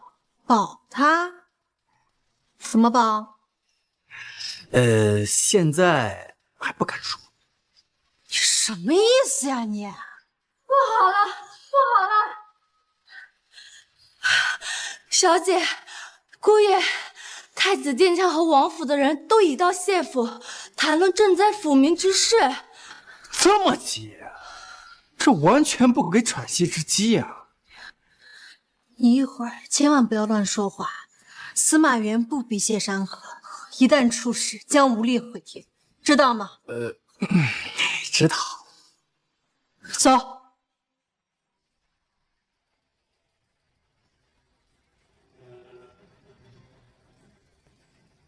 参见太子。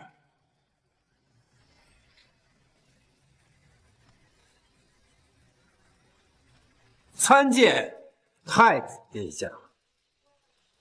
唐宇，你好大的胆子！见到太子殿下，你居然不行下跪之礼。在宫廷和朝堂会议中见到太子殿下，的确要行下跪之礼，这是体现皇家的威严。但是今日这是在谢府，太子殿下作为客人，哪有主人跟客人下跪的道理啊？不是警告过这家伙不准乱说话吗？怎么一来就开始找死？你就是唐宇。怎么，太子殿下不认识？初次见面，谈何认识？太子殿下，竟然将一个不认识的人力荐给皇上，做赈灾主使，安定天下，这着实有一些冲动马虎啊。当然，这从另一方面也反映出太子殿下慧眼识珠，善用人才，这将来啊，一定是个圣君。软弱必被打压，硬气反而出奇迹。你说我先给你一巴掌，再补个头，你该怎么解呢？唐爱卿自封为人才，想必这南安县之事一定办得很漂亮。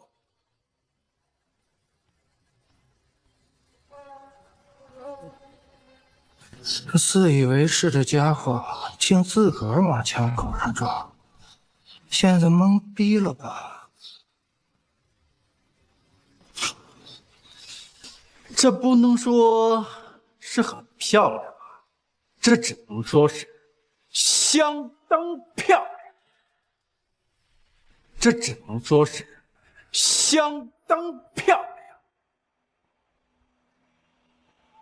大胆！当着太子殿下的面，你还企图胡言乱语、蒙混过关吗？禀告太子殿下，朝廷命谢家唐宇做赈灾主使，这家伙根本就没有放在心上。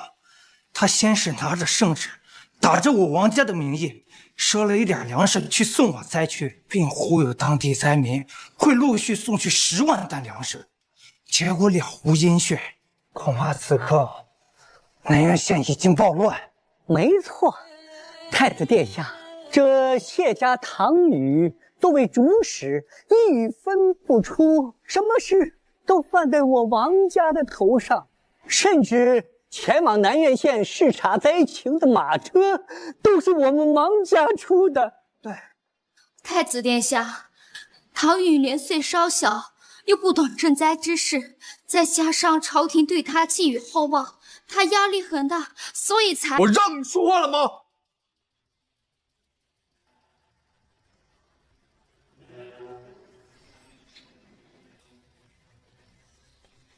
唐宇，这王家之人，此言当真？敢问此次赈灾，王家出了多少人？我们出力出物了。我这对儿孙，我揽群书，满腹经纶，我都不惜派往灾区救灾啊！救灾？你也配说这2个字？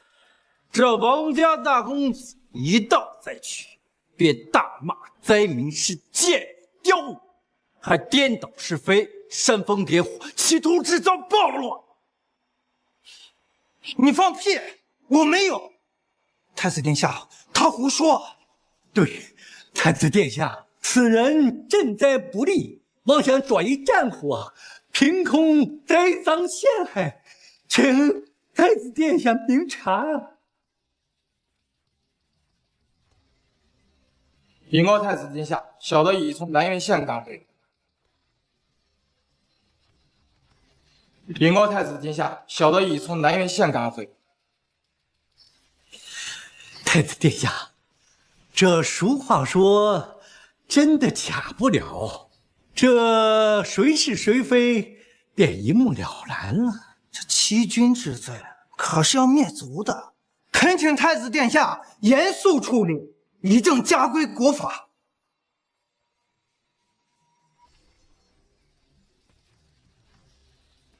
目前这南苑县是何情况啊？禀告太子殿下，流民们个个吃的5饱6饱，还有对称山的粮食根本就吃不完。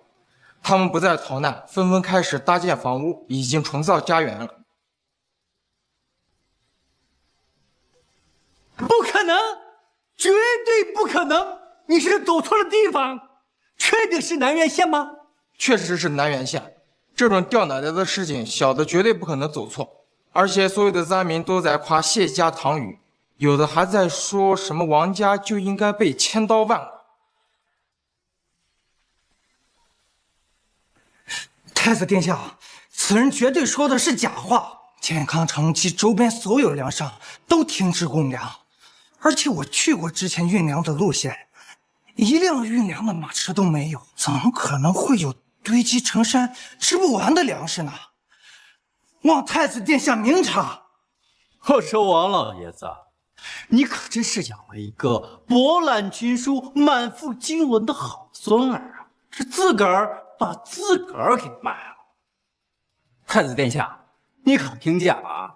我一心赈灾，结果这王家各种捣乱，阻止赈灾，完全不顾这百姓的死活。我没想到啊，那群粮商只认钱不认人。我为了防止他们被你责罚，特意安排了一条小路，让他们悄悄的死。不可能！你都说了，他们只认钱不认人，你一个子儿都没有。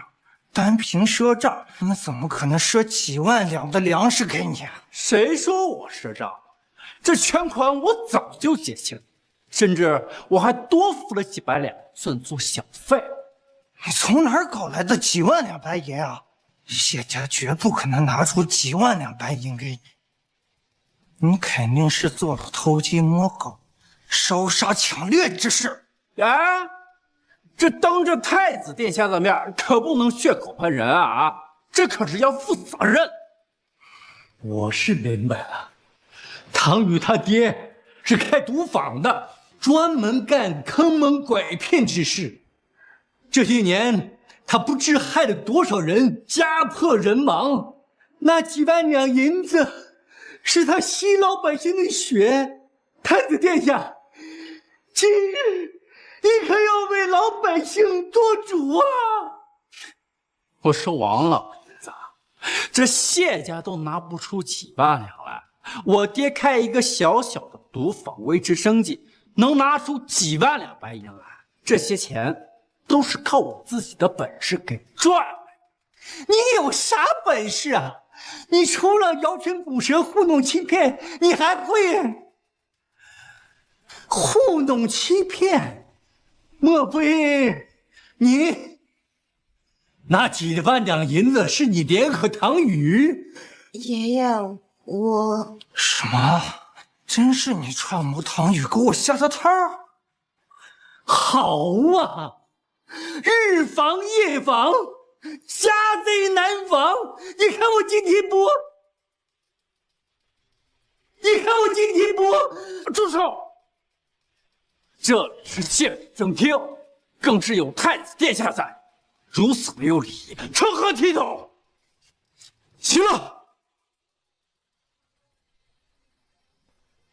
此次赈灾福民，我爱卿表现出色，我定会向父皇奏明，以示嘉奖。至于你们，自己去父皇面前请罪。太子殿下等下。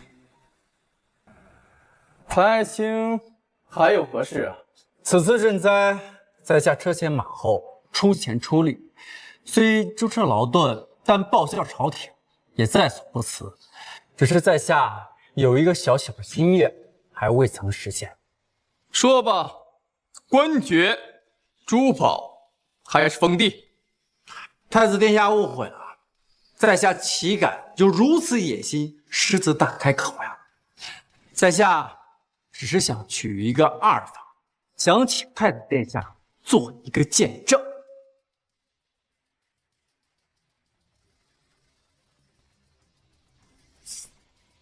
娶二房啊，好事啊！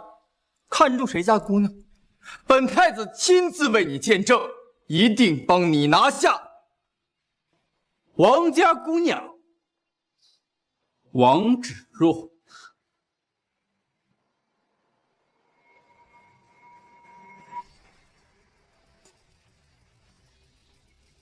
你痴心妄想，小女之前岁数尚小，今年已不18，我是准备送入宫中，介绍给太子殿下。大胆唐云，你竟敢跟太子殿下横刀夺爱！王老，你这是明嘲暗讽，说太子殿下出尔反尔啊！这太子殿下正人君子，乃代表皇室权威。正所谓君子无戏言。今日当着众人的面，你这是明显在拆太子殿下的台呀！他说：“既然我愿意嫁，那就准备好守活寡了。”你没看到今天司马云离开的时候那个眼神吗？他恨不得杀了你。你这种人，他不会留的。你看看，现在这都是什么事？我帮了他家这么大一忙，竟然还想要杀我！以唐公子的聪明才智，应该能够想到办法自保吧？这想要自保，只能去当官。这太子可以刺杀百姓，但是想要杀官臣，只有皇上同意才行。那你为何不让司马云直接给你赐官，反而让他给你赐婚呢？刚才如果我说的话，你觉得他会同意吗？他的奏明皇上给予嘉奖，也是句客气。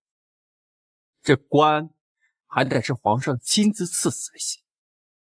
那你想当什么官？这太大的官，你可当不？不大，一个小小县令。也是，你帮了皇家这么大一个忙，赐你一个县令当当，也不是不可以。那你想去哪里当县令？南苑县。南苑县，他的情况你又不是不知道，无数的流民才刚刚解决温饱。那里有粮食啊，这无数的灾民都会在那里集结，他们都知道这粮食是我送过去。俗话说，得民心者得天下。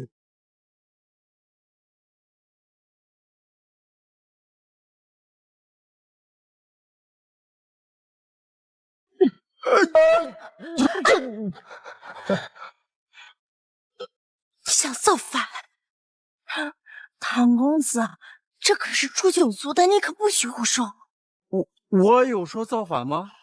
我好歹也得有一些较真的实力啊，这总不能任人宰割吧？这人间炼狱的时代，如果接下来让司马元统治，又会增加多少无辜冤魂？有时候是不想反，但逼不得已反。正好3日之后便是大庆中秋节，听说皇上身体不好，想借此节日热闹热闹。到时各大家族皇亲国戚都会到场，你可以趁机把握机会。但这一日也是司马云杀你的最后时刻，只要引导了皇上，没人能保得住你，你千万要小心。哼，想杀我，我的剑也未尝不入。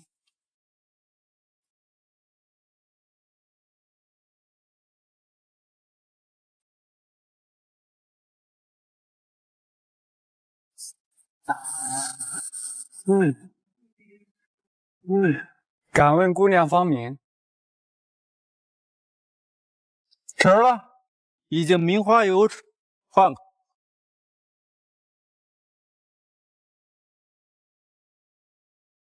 那这位是？不好意思，也是我。什么？这2位国色天香的姑娘竟出自同一人之妻？不知是哪位世家公子爷，竟然有这般魅力？这朝野上下哪家公子我不认识？这人是哪里冒出来的？他哪是什么世家公子？他就是一下等赘婿。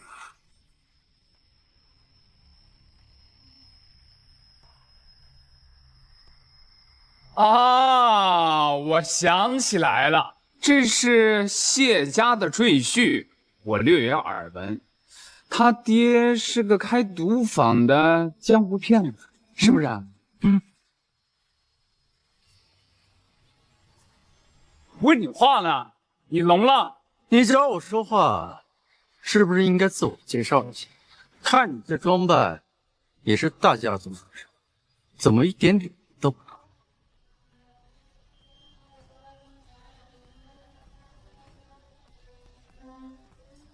此乃赵川，赵公子，大庆开国大将赵将军之孙。我说王公子，眼下我娶了你妹妹，你好歹也算得上是我大舅子，在公共场合这么一副摇尾讨好的模样，你这样让我很难承认你这大舅子的身份。你不是王公子，你怎么把自己的亲妹妹嫁给这下等赘婿？我讲，对呀，我也在想，她为何嫁给我这下等赘婿，也不嫁给你这开国之将之孙呢？你，看来你这开国之将之孙也不怎么样啊！你竟然敢侮辱我！来人！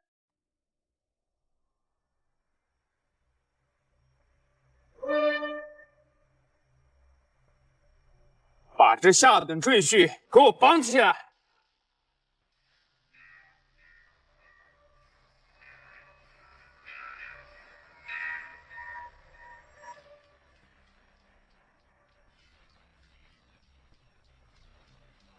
看来这将军之孙的话语也不怎么样。你们什么意思啊？对，还是看看我这下等赘婿。这里没什么事儿，你们都下去忙吧。是。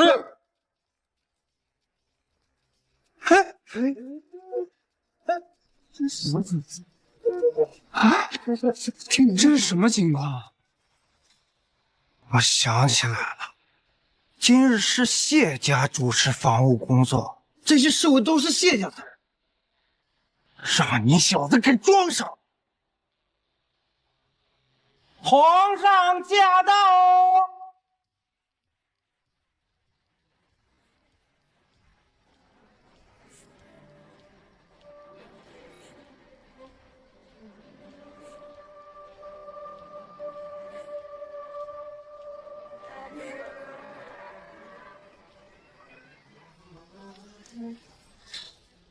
吾皇万岁万岁！众爱卿平身。谢陛下。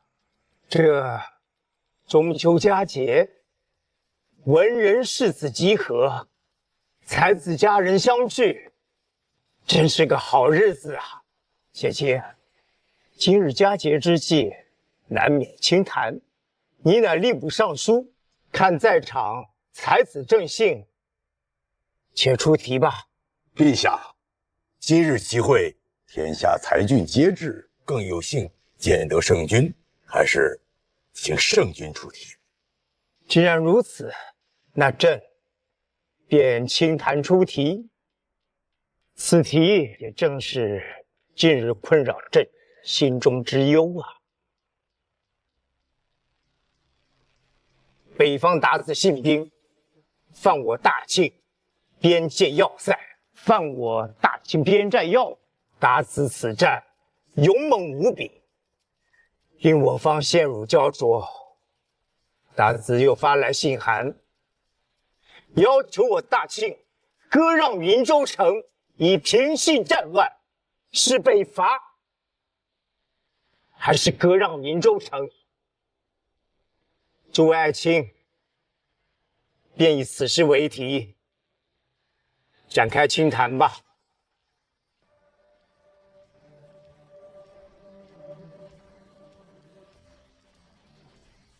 南渡以来，陛下一直采取修身养息的办法，所以陛下心中的答案是谋求稳定发展。没错，陛下只不过不想让割地求饶的罪名安在自己身上，所以安排这些世家皇亲发育。你们两个可以，竟然和我想到一块儿去了。你以为这世界上就你一个聪明人？我们从小到大读的书都白读了？对呀，巾帼不让须眉。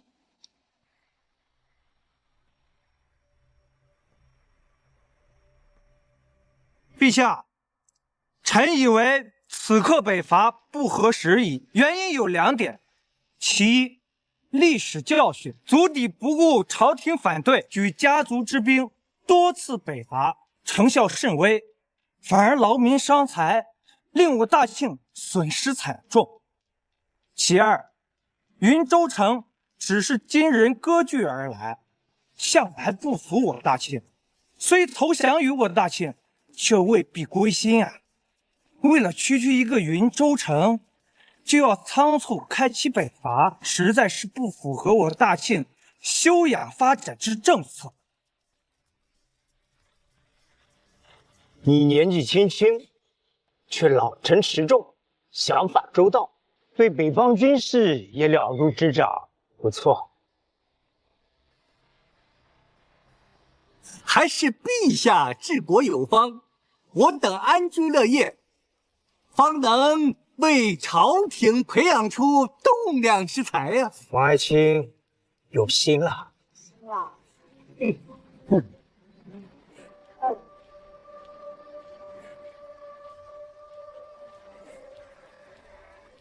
陛下，臣也觉得此时不宜北伐。毕竟云州城对大庆而言九牛一毛，弃之无损。如果用云州城换取大庆的平安，此乃朝廷幸事。我认为先用云州城稳住鞑子，明修栈道，暗度陈仓，我们再从中寻找机会，攒奸计，伺机而动，方为上策。说得好，目光长远，有勇有谋。此子是。启禀陛下，此子乃我赵家三公子。开国将军家的三公子，朕还纳闷，如此懂得兵法。这都是陛下的功劳，都是跟陛下学的。诸位，还有其他看法吗？杭宇这小王八羔子，可千万别再出来搞事儿了。陛下。2位世家公子说的已经堪称完美了，恐怕咱也找不出更好的答案了。不如就听信他们的。既然如此，那朕就要做出决定了。草民认为，此2人所言皆是口屁，不值一提。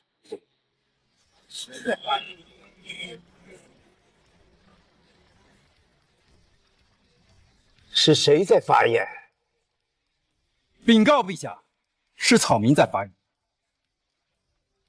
混账！你怎么可能在陛下面前口出污言啊！我这还没发招呢，他就主动前来求死，这样不更好？免得太子殿下您亲自动手。此位是何人？陛下恕罪，此乃我府上赘婿，乃我6女之婿唐宇，出身寒微。不知礼数，臣汗颜啊！唐宇，是不是安源县赈灾扶民的主使？回禀陛下，正是他。安源县赈灾扶民工作进展如何？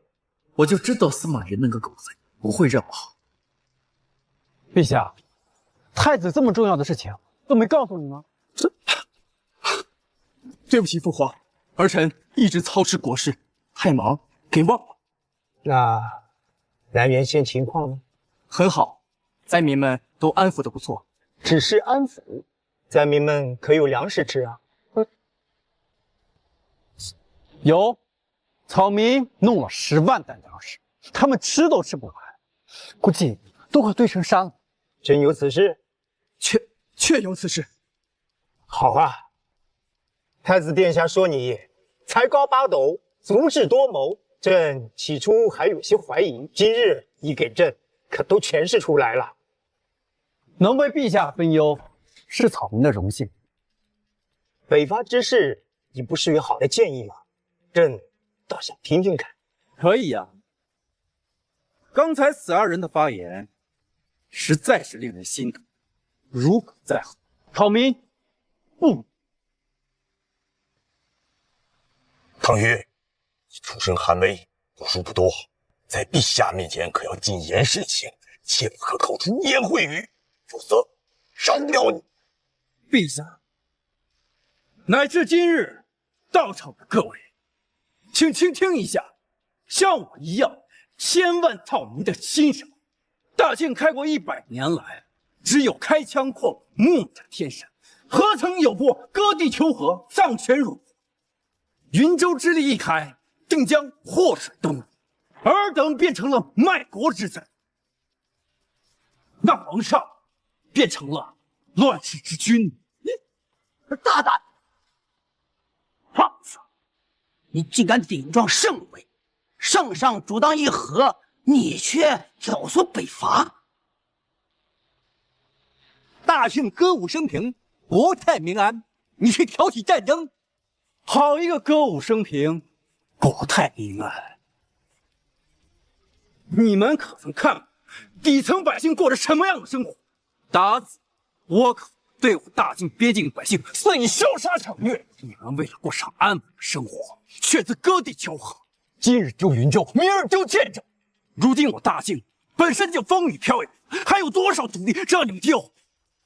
难道你们就眼睁睁的看着打走倭寇，把我大晋百姓去当奴隶？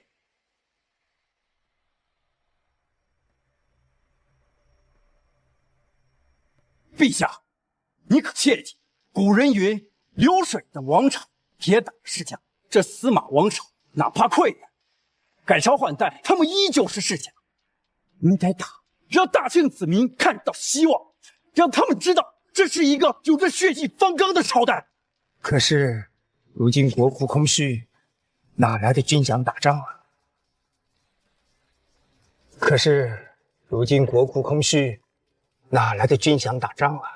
陛下说的没错，现如今只依北伐，只能加强赋税，百姓苦不堪言。若集体闹事，岂不是内忧外患呐？没错，陛下不要轻信了这蛊惑之言。如今稳定国情才是大势所趋啊！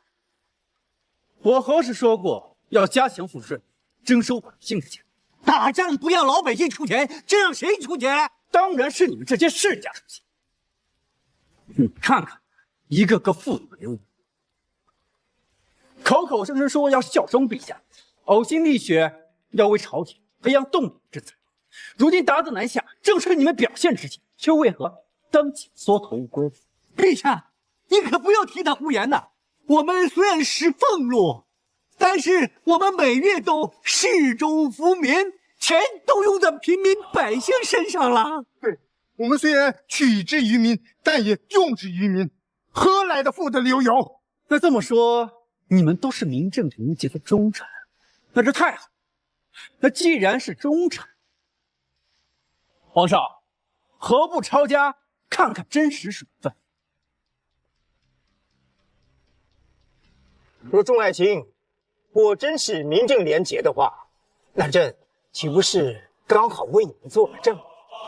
陛下，臣父乃开国将军，跟随大清皇太祖南征北战，打下江山，如今面临抄家，哪怕微臣是清白的，那也难以面对赵家的列祖列宗啊！因此，微臣决定自促军粮，开疆北伐。对，微臣也要保住清白，自愿筹集军粮，共同北伐。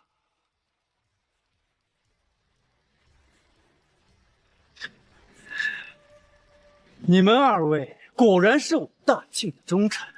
这俗话说，养兵千日，用兵一时。那二位世子爷也能北上，建功立业，可谓一举两得，实乃是我大庆之圣旨。跟我斗，老子送你俩去前线玩命！有刺客，快护驾！这。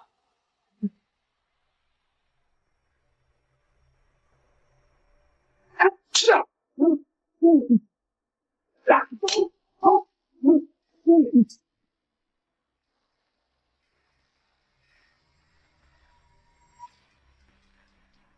父皇，您没事吧？今日之集会，是谁负责防务？是微臣负责防务。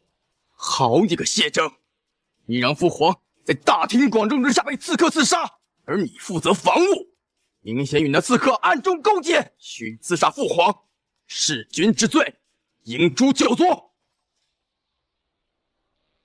来人，将谢家所有人全部拿下！且慢，你还有什么遗言要交代我？若真是我谢家血子，那为何刚刚是我使过喊出有4个护驾，让4个刺杀失败？陛下，你是圣人，可得生死。若真是我谢家血子，有何意义？谢家世子难道能继承你的皇位？陛下，你对我谢家恩重如山，我谢家也欣欣向荣，为何要做出这种掉脑袋弑君之罪？搞不好圣上安排你赈灾主使，你怀恨在心，从而刺杀也说不准呐。皇上安排我们谢家做赈灾主使，那是我们谢家的荣幸。此事我不费一分一毫，操办得如此漂亮。皇上龙颜大悦，今日说不定还要奖赏与谢家，我还要行刺。王老，是你有病还是我有病？是你有病还是我有病？那也是你谢家防务有失，护卫不当，害圣上受惊，理应满门抄斩。陛下，谢家防务有我们平等的人，却防不了比我们大一级的人。若某些人执意要带谢人进来，这官大一级压散的，我们也没办法。唐爱卿，你觉得是谁想要让朕死的？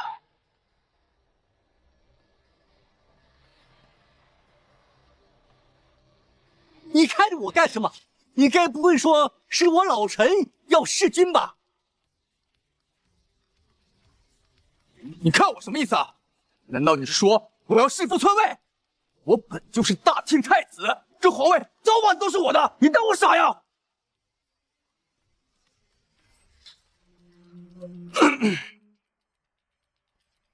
唐虞，不要搞得如此人心惶惶。抓住了刺客，是谁想弑君，结果一目了然了。放心吧，逮是逮不住的，要么跑，要么死。禀告皇上，刺客身手敏捷，对此地极为熟悉。我们没有追上他们，让他们跑了，请陛下赐罪。行了，都退下吧。是。安定灾民，护驾有功，你说，朕该如何赏你啊？陛下，草民想谋个一官半职，为朝廷效力。好啊，朝廷或是需要你这样的栋梁之才。你说吧，要做什么官？朕今日全部答应你。草民先谢过皇上恩待，草民想做一个县令，从基层做起，服务于百姓。你说说看，你想当何方县令？你说说看，你想当何方县令？南原县。如今南原县的温饱刚解决，整个县城百废待兴，草民愿去帮他们重建家园。准了，朕望你早日做出丰功伟绩，壮载我大清子民。走吧，朕还有要事要办。好，皇上，哎，皇上，哎，皇上，皇上，父皇你怎么了？父皇你没事吧？朱云一，哎，事态紧急，立马备车，带上所有的银两，出发南原县。没错，唐虞在南原县深得人心，如今南原县也是唯一一个能让我们有一线生机的地方了。深得民心？你的意思是，你准备造反？是小声一点。哎呀，人家都已经造反了，我们再不造反就来不及了。哪有那么夸张？皇上不过是救急犯了，休养几时便好。况且我们在这谢府住了一辈子，你说去那民不聊生的地方，你觉得司马懿会让皇上活着吗？此次行刺就是他联合赵王两家所为，这个太子已经等急了，皇上一日不死，他一日就没有实权呐。什么？爷爷跟哥哥打算造反？这有什么好惊讶？我都能造反，更何况他俩？他们只是站在了太子那边，不然此次赈灾失利，太子岂会保全王家？行了，我也不多说了，时间不够了，你们抓紧时间迅速收拾。我去通知我爹啊，皇上坚持不了几天。小猴来喝一杯。哎呀，还想什么？爹，啊，这是。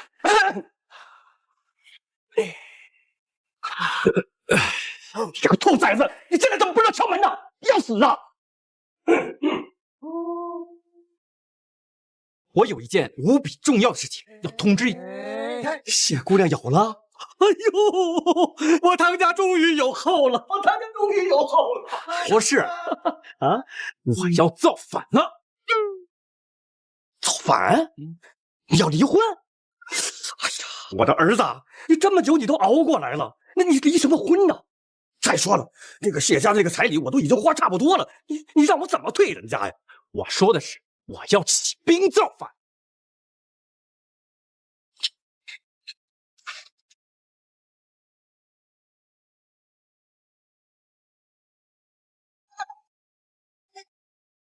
你说什么？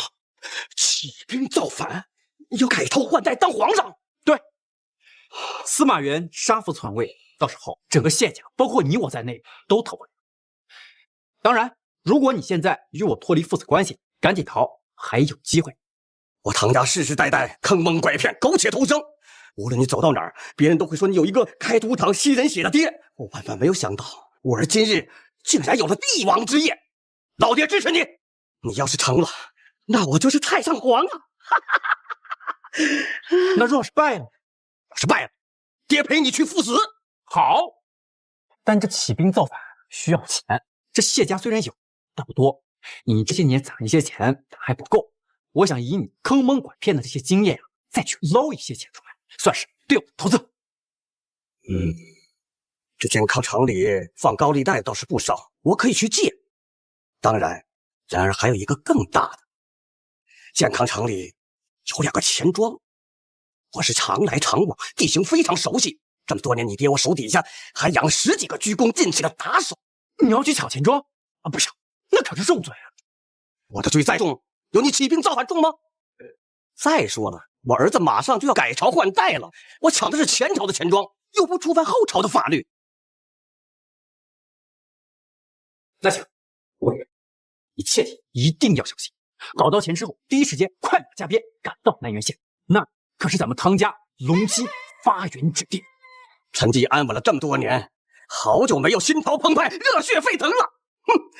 儿子，你就等着爹的好消息。说办就办。来，这是你的2两银子，到这边一个登记。姓名祖孙，年龄38岁。是你的2两银子，到这边登记。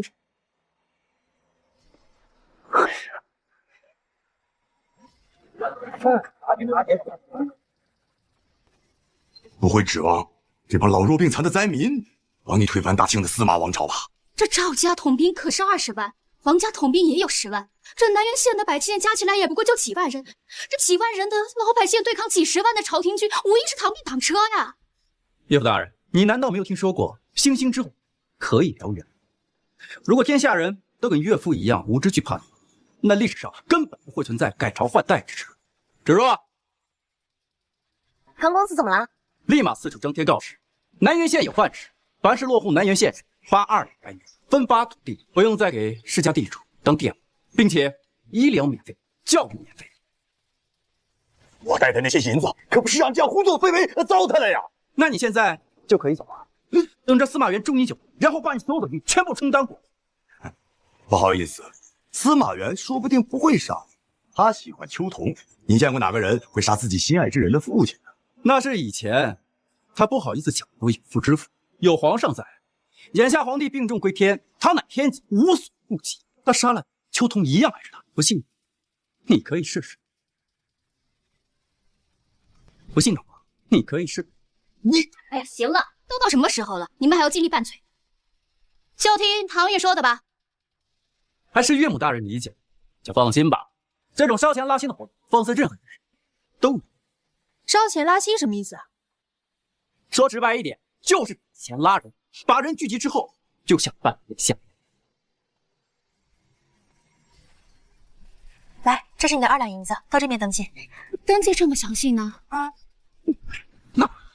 只有这样，我们才知道有多少合适的兵员，有多少人负责种植粮食、后勤保障。哦，原来如此。没钱了。什么？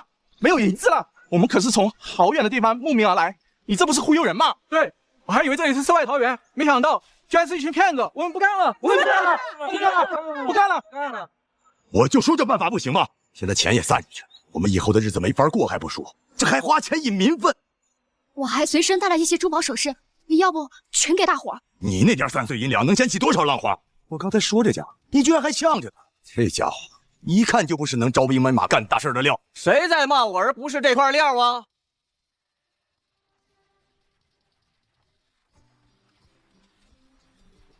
谁在骂我儿不是这块料啊？你还有脸出现？我女儿许配给你儿子，我是半点好处没捞着，自己辛辛苦苦攒了半辈子的家业，全让这小子给败光了。我说亲家，这能有几个子儿啊？至于恼羞成怒吗？再说了，你这个女婿过段时间就要鱼跃龙门了，你应该为他高兴才是啊。他要是成了龙，你可就是活唱了。真不愧是一个州发出啊！说大话是张口就来啊！我支持啊！我几万两银子都花出去了。话说你这个亲爹，你能干什么呀？我肯定要送他一场建功立业的造化。你一个开赌场的，你能有几个子儿？小几十万吧。啊！哎呀，我知道你爱子心切啊！当着这么多人，你可别把这牛皮吹破了。伯父，您就别捣乱了。现在大伙都怀疑我们是骗人的，回头您再雪上加霜，搞不好会引起骚乱的。既然如此，那就抬上来吧。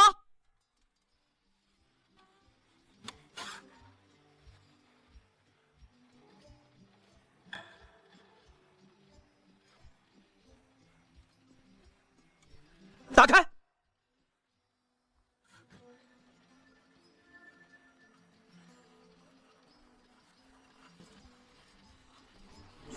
怎么这么多钱？我们发财了！啊！惊不惊喜？意不意外呀？不是伯父，你哪来这么多钱？对呀，竟然是金元宝，比我家的金元宝还多呢。你这哪是开赌场啊？你这分明可以开钱庄啊！哎，这话还真让你给说对了，这就是健康城里的钱。健康城钱庄的钱，难不成您把那2大钱庄给抢了？这2大钱庄大部分都是门阀世家的，您就不怕？怕什么？我都已经决定和乌儿造反了。健康城里放高利贷的钱，我能借的我都给借来了，只为助乌儿一臂之力。以前只听说过你会坑蒙拐骗，没想到现在还会烧杀抢掠了。行走江湖多一门手艺，不吃亏。哎，你说什么呢？谁烧杀抢掠？我这是劫富济贫。一会儿把这些银子给百姓们都发了。好嘞，这下可不缺人了。哎，好儿子。南原县灾荒，几万，他们不顾其死，是我冒着生命危险给你们粮食，给你们钱，给你们土地，给你们尊严，叫什么？听我说，望天下百姓天道残缺，我来补。回世家灭压迫，只为苍生，不为主。好，主事大人，我们就是您的兵，您说怎么做吧？对，大人，我们全听您的。我们全听您大人的。哎呀，就是这个天儿，怎么这么热？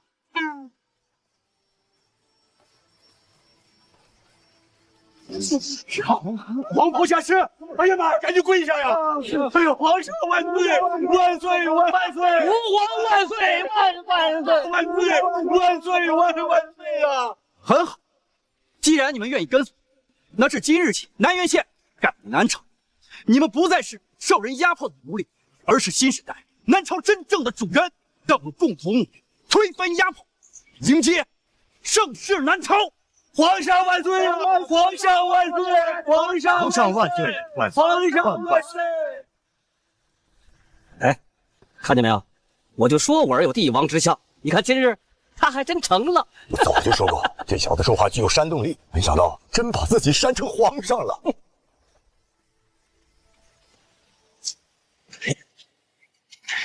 哎呀，枪那玩意儿复杂，还好这两样东西简单。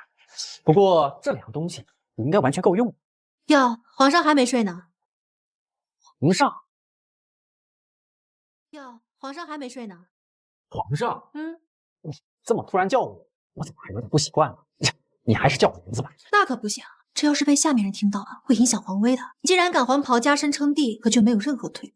是啊，数十万人的命现在与皇上绑定在一起，这可开不得半点玩笑。那行吧，那以后咱们都正式一点。那皇上何时准备翻牌子呢？哎呀，我哪还有心情啊？不是，这哪还有心情考虑儿女情长之事啊？哟，这当了皇上就是不一样，心里装着天下百姓，一副圣君模样呢。哎，皇上心态可真好啊！都这个时候了，居然还有闲情雅致作画，这画的是什么呀？这是复合弓，这是防弹衣。复合弓、防弹衣，怎么从未听过？就是简单的弓箭和铠甲，朕私人做了升级处。你让所有的木兰按照朕的这个图纸进行裁切，原材料用油皮、帆布都可以，然后里面镶入铁丝，加入钢板，这防弹衣就算成了。你把这个，你让所有的铁匠按照朕的这个图纸进行打铁铸造，告诉他时间紧迫，容不得半点耽误。可是这东西就算造出来了，那些只会拿厨具的农民会使用吗？再说，皇上，您从未练过兵啊？朕没练过兵，朕练的兵是你们想象不到的，到时候你们就知道朕的厉害。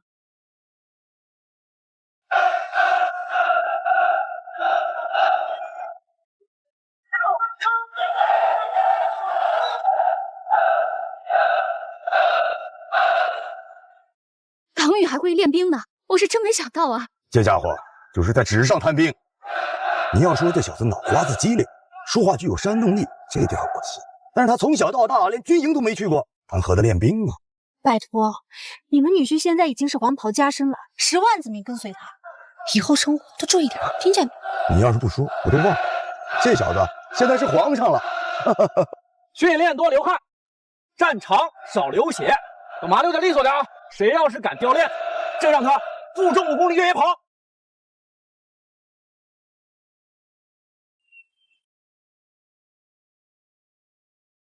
哎，再看一看，我儿的军队训练的与众不同吧？虽说无序县称皇，可是还是有一句话要说呀。你管这叫练兵？我觉得还可以呀，虽然是第一次见，但他们井然有序，浑身上下散发着血气方刚的气场。既然岳父大人不相信的话，那我就小小的展示一下。集合，立正，上去，立正，向左前右转，近身格斗，哈，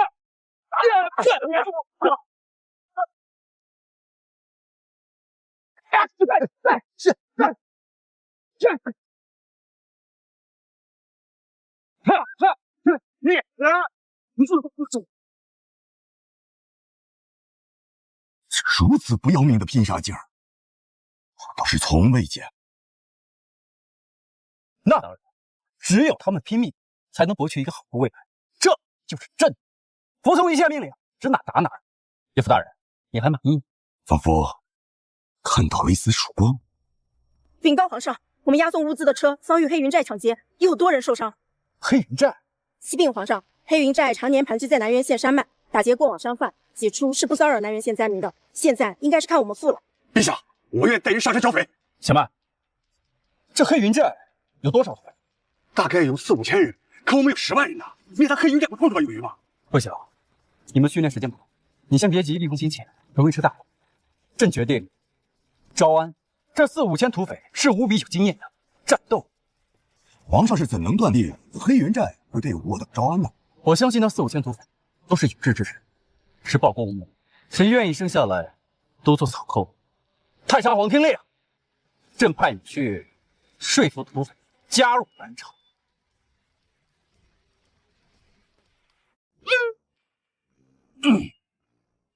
太上皇听令。爹，啥事儿啊，儿子？朕让你去帮忙招安土匪。你是在命令我呀？嗨，你瞧我这脑袋都没反应过来，我儿子现在是皇上，我就是太上皇了，我就是太上皇了。儿子，放心吧，爹肯定将那个黑云寨这帮土匪给你挥过来。遵旨。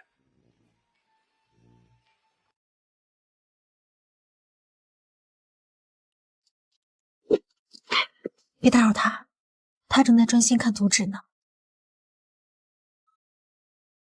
这皇上也不好做呀，感觉他都没有以前快乐了。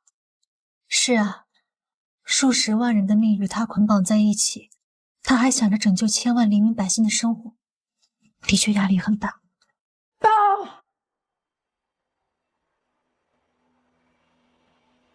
报告陛下，太上皇被黑云寨的人给绑了，并要求我们准备10万两赎金，不然就要杀人灭口。什么？这黑云寨可是不想活了！黑云寨的大当家还传话了，但在下不敢说，怕得罪陛下。但说无妨。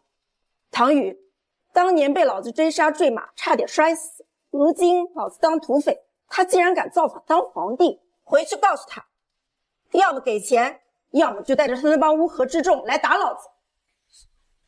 黑云寨的大当家是当年追杀你的仇家，那现在岂不是可以新仇老账一起算，带人上山灭了他？那现在岂不是可以新仇老账一起算，带人上山灭了他？不，朕相反还得感谢他。如果没有他，朕也不可能走到今天这里。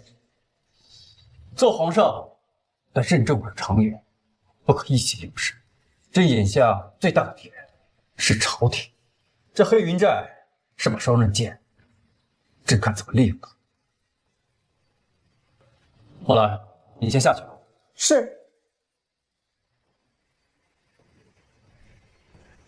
皇上，据宫中线人来报，司马渊等人已经知道我等召集民众起兵造反了。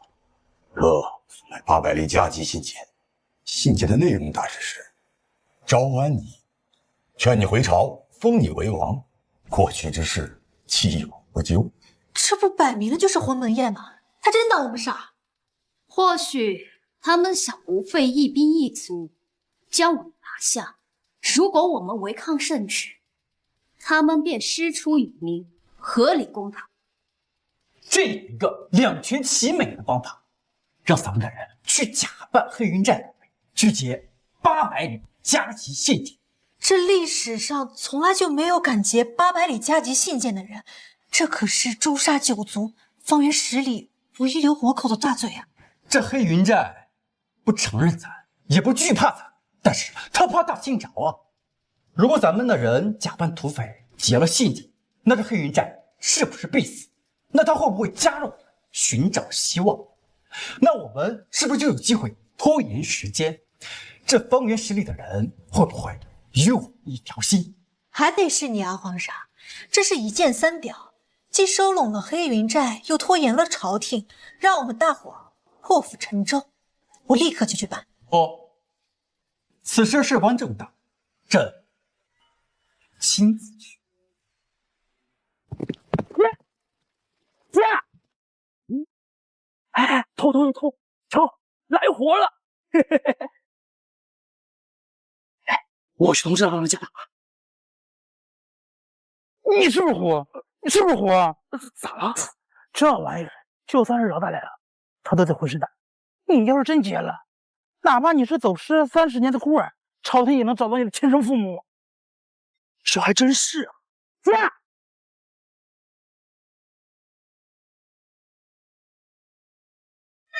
哼！朝廷800里加急，出宫让开，挡路车，死！哎，这，哈哈哈哈哈！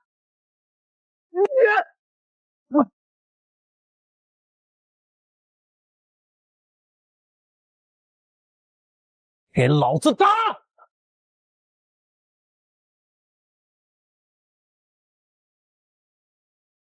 谁啊？你们好大的胆子！历史上就从来没有人敢挟八百里下级，你们就等着被诛九族吧！我诛你妈呀！没人敢劫，那是因为没遇见老子。老子乃是黑云寨大当家，石虎。他说啥？回去告诉你个狗皇，不服的让他去派兵来打老子。完了，出事了，出大事了！赶紧回去禀报大当家。走这边。哎，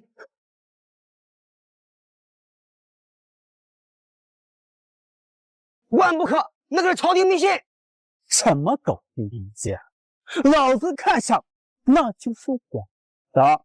搜搜他身上，看还有什么值钱的东西，然后把那3根毛给老子拔了，老子看着眼。这飞龙旗代表着皇室权威，你们敢？老子挑战的就是权威。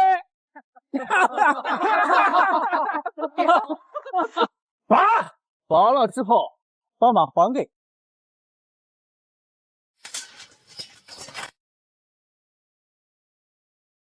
好蛋！好蛋！太好笑了吧？你这一会儿是皇上，一会儿就成土匪了。这兵不厌诈，倒是被你玩得炉火纯青。咱也算历史留名了，第一个敢劫800里加急的人。不过没关系，日后定有大人会为朕亲自辩解。走吧，打道回府。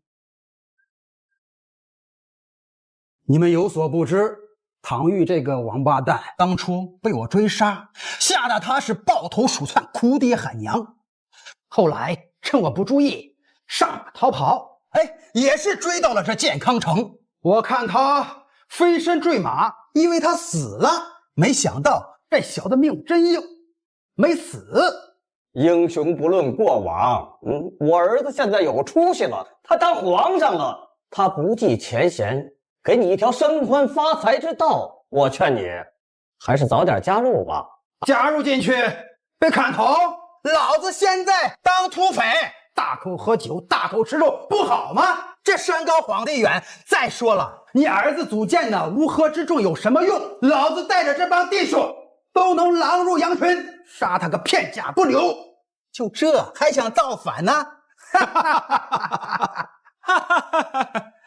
哎，大当家的，当初你发现唐宇那小子没死，你有没有想过继续要他的命？这家伙他妈机灵着呢，她嫁给了谢家礼部尚书当赘婿去了。我要是杀了礼部尚书家的女婿，搞不好会出事儿，所以我没杀。当初要是杀了，能给兄弟们勒索这10万两白银吗？对，这小子就是咱们黑云寨的大福星啊！有了这10万两白银，咱们大家全都不用打土匪了。只不过这送赎金的怎么到现在都没来呀？听听，这激动劲儿，应该是送赎金的来了。大当家的，大当家，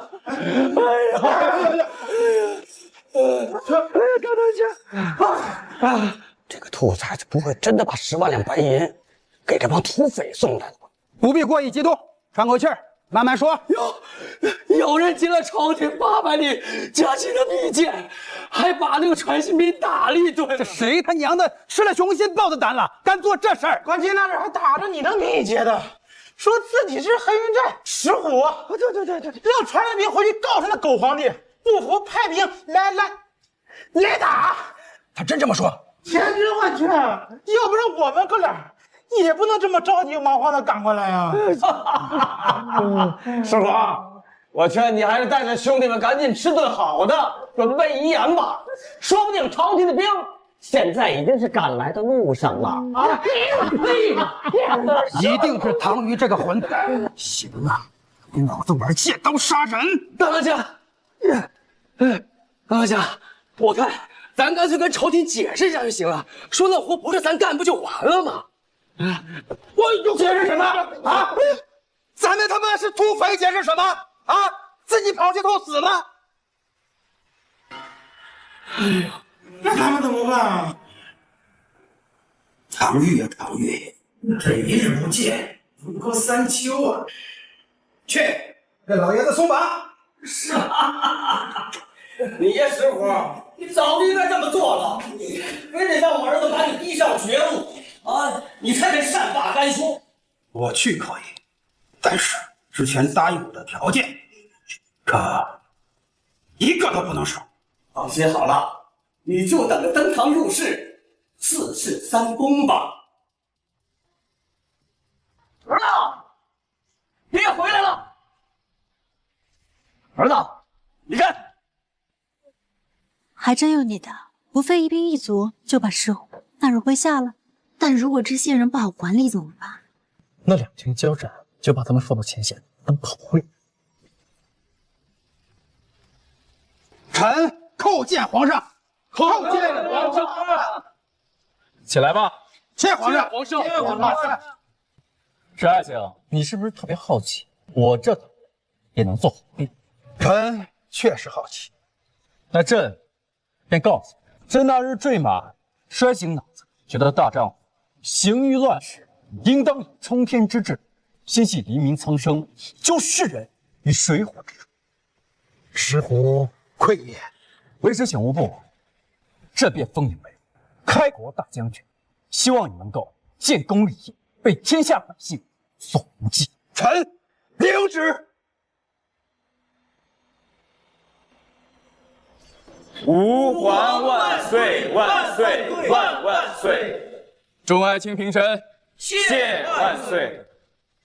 报！800里加急密件被劫！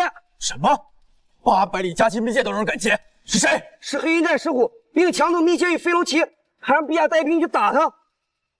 岂有此理！岂有此理！给人立刻调集兵马，上山剿匪！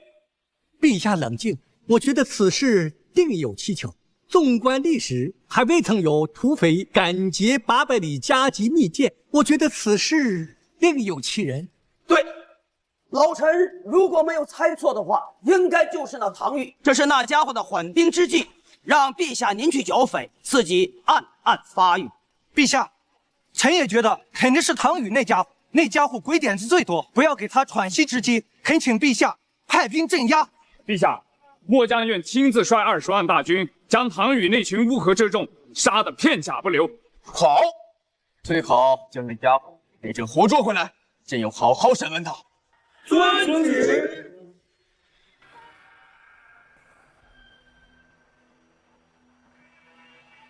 反贼唐钰，老夫我代表朝廷率军来清算你，还不速速出来受死！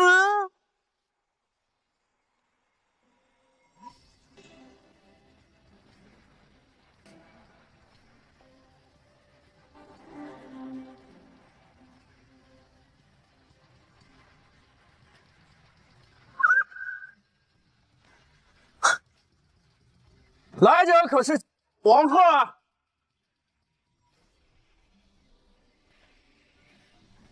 来者可是王贺啊？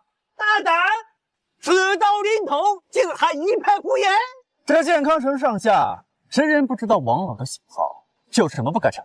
你好一条断脊之犬！大难将至，竟还敢在此嚣张犬吠！你以为今日我们是来给你耍嘴皮子的吗？我们今天是来取你狗命的！没错，对面的人听着，你们应该是受了这奸贼的蛊惑之言，迷而造反。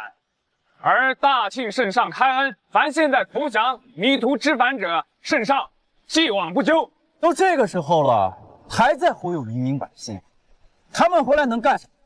还是给你们这些门阀世家当牛马、当奴隶，继续任由你们剥削压榨。你这是颠倒是非！谣言惑众！我谣言惑众？大伙儿可看清楚，王府千金王芷若都在我方这边。她从小饱读诗书，难道分不清谁好谁坏，谁对谁错？爷爷，哥哥，你们醒醒吧，不要再生灵涂炭残害百姓了。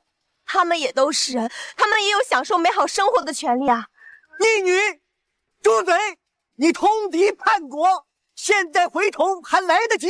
至于反对唐禹，你休想自成一派。这一山一河都是大庆的血脉。好一个大庆血脉！我敢问对面大庆的士兵，你们一个月有多少银两？我敢问对面大清的士兵，你们一个月有多少银两？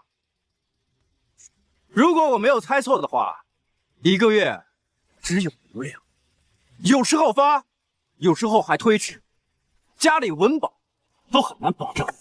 退伍之后只能当奴隶，一辈子跟着世家地主当佃户，余生被压榨而死。而我们这边每个人都分土地，不用交赋税，种植的粮食都是自己，种植的多还有补贴，还有子女读书免费，医疗免费，我们还给提供廉价房屋，如果失业还有失业补助金。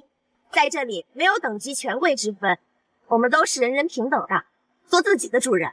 对，我们都分到了土地，来年产的粮食完全吃不完。对啊，而且我们的小孩都已经在免费上学，看病也不用花钱。你们不要听信这贼人的谣言，他是故意煽动，引发兵变。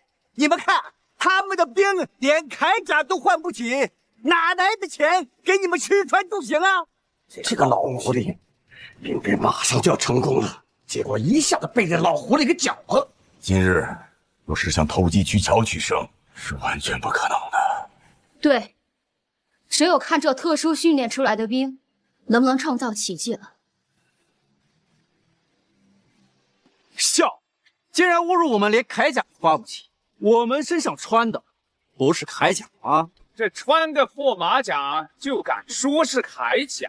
这不是铠甲，来，朝我这胸口上射上一下。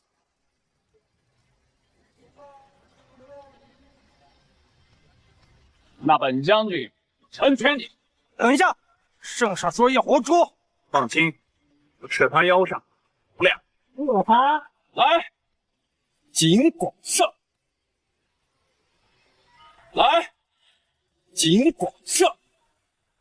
你疯了！朕不展现咱们南朝的血脉，怎么说服家人？可是这也不用陛下您亲自证明啊，师傅，要不你来？好，不用，还是朕亲自来。竟然自称朕，找死！这他。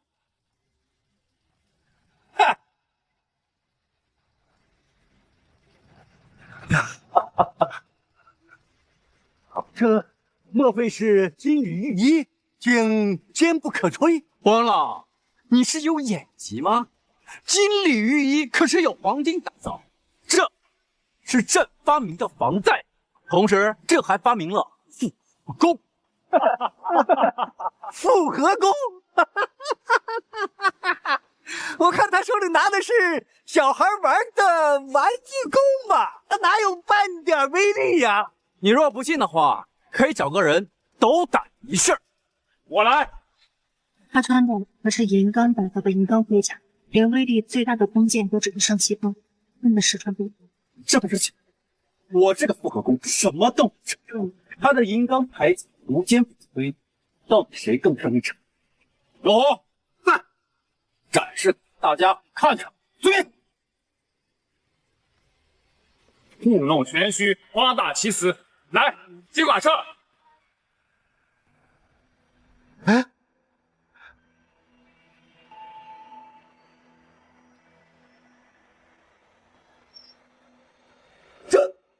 这弓居然有如此威力啊！是啊，真是难以置信啊！所有人搭钩，放！给我冲！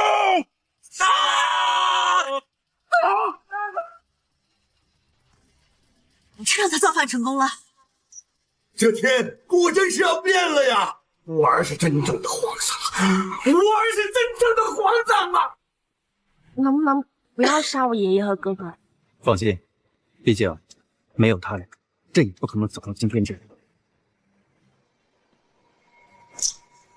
不知前线战况如何？可有军情传回朝廷？皇上，不用担心，就凭那反贼唐宇搭建的草台班子，怎能抵挡我大清军队的镇压？可能现在啊，都已经擒获唐宇，在回京的路上。那最好。皇上，皇上，恭敬皇上！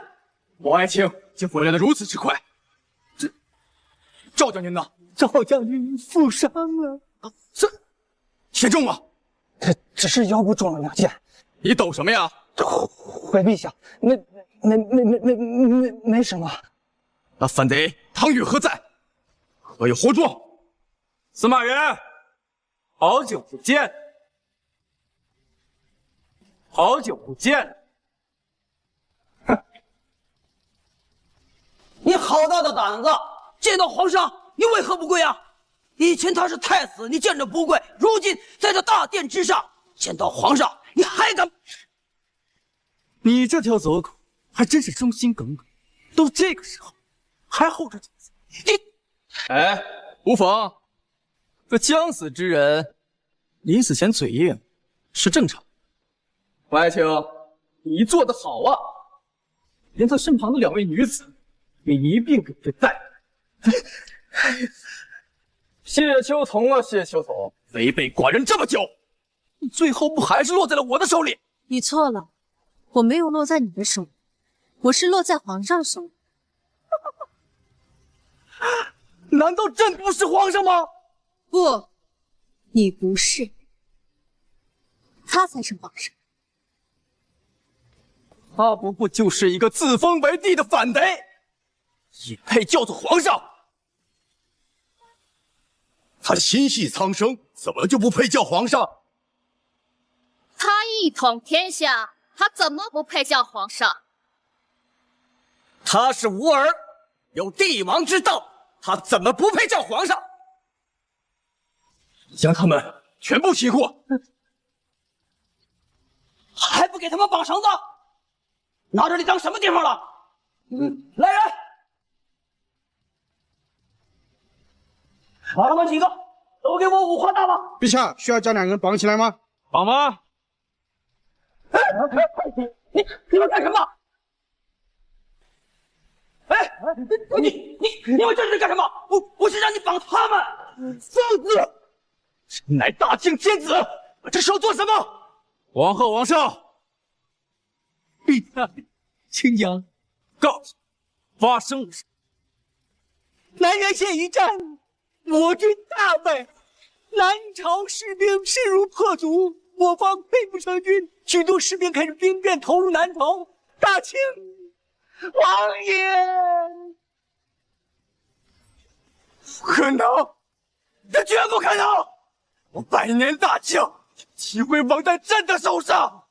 因为你就是一个彻头昏君，大清在你的掌握下必将走进地狱，因此我不得不防。朕还是迟了，朕就不该让你去南原县，朕早就该杀了你。在一个新圣君面前，你一个王伯，一口一个朕，你礼貌吗？我告诉你，哪怕我不去南原县，我心里装着百姓，装着天下，依然可以反你。权力永远不是独裁者的游戏，明白？朕败了，朕成了亡国之君。你杀了朕吧！800里加急武器，我可不想再背上一个杀皇帝的罪。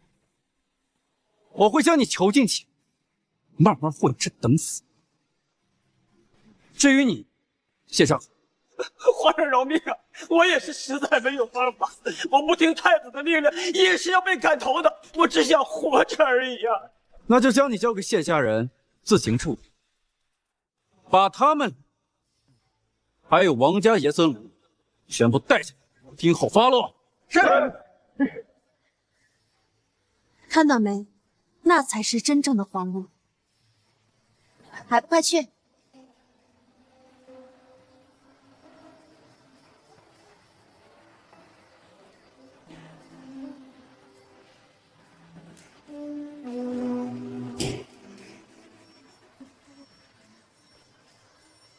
吴皇万岁万岁万万岁！挺身吧！从今晚起，朕要开始翻牌子。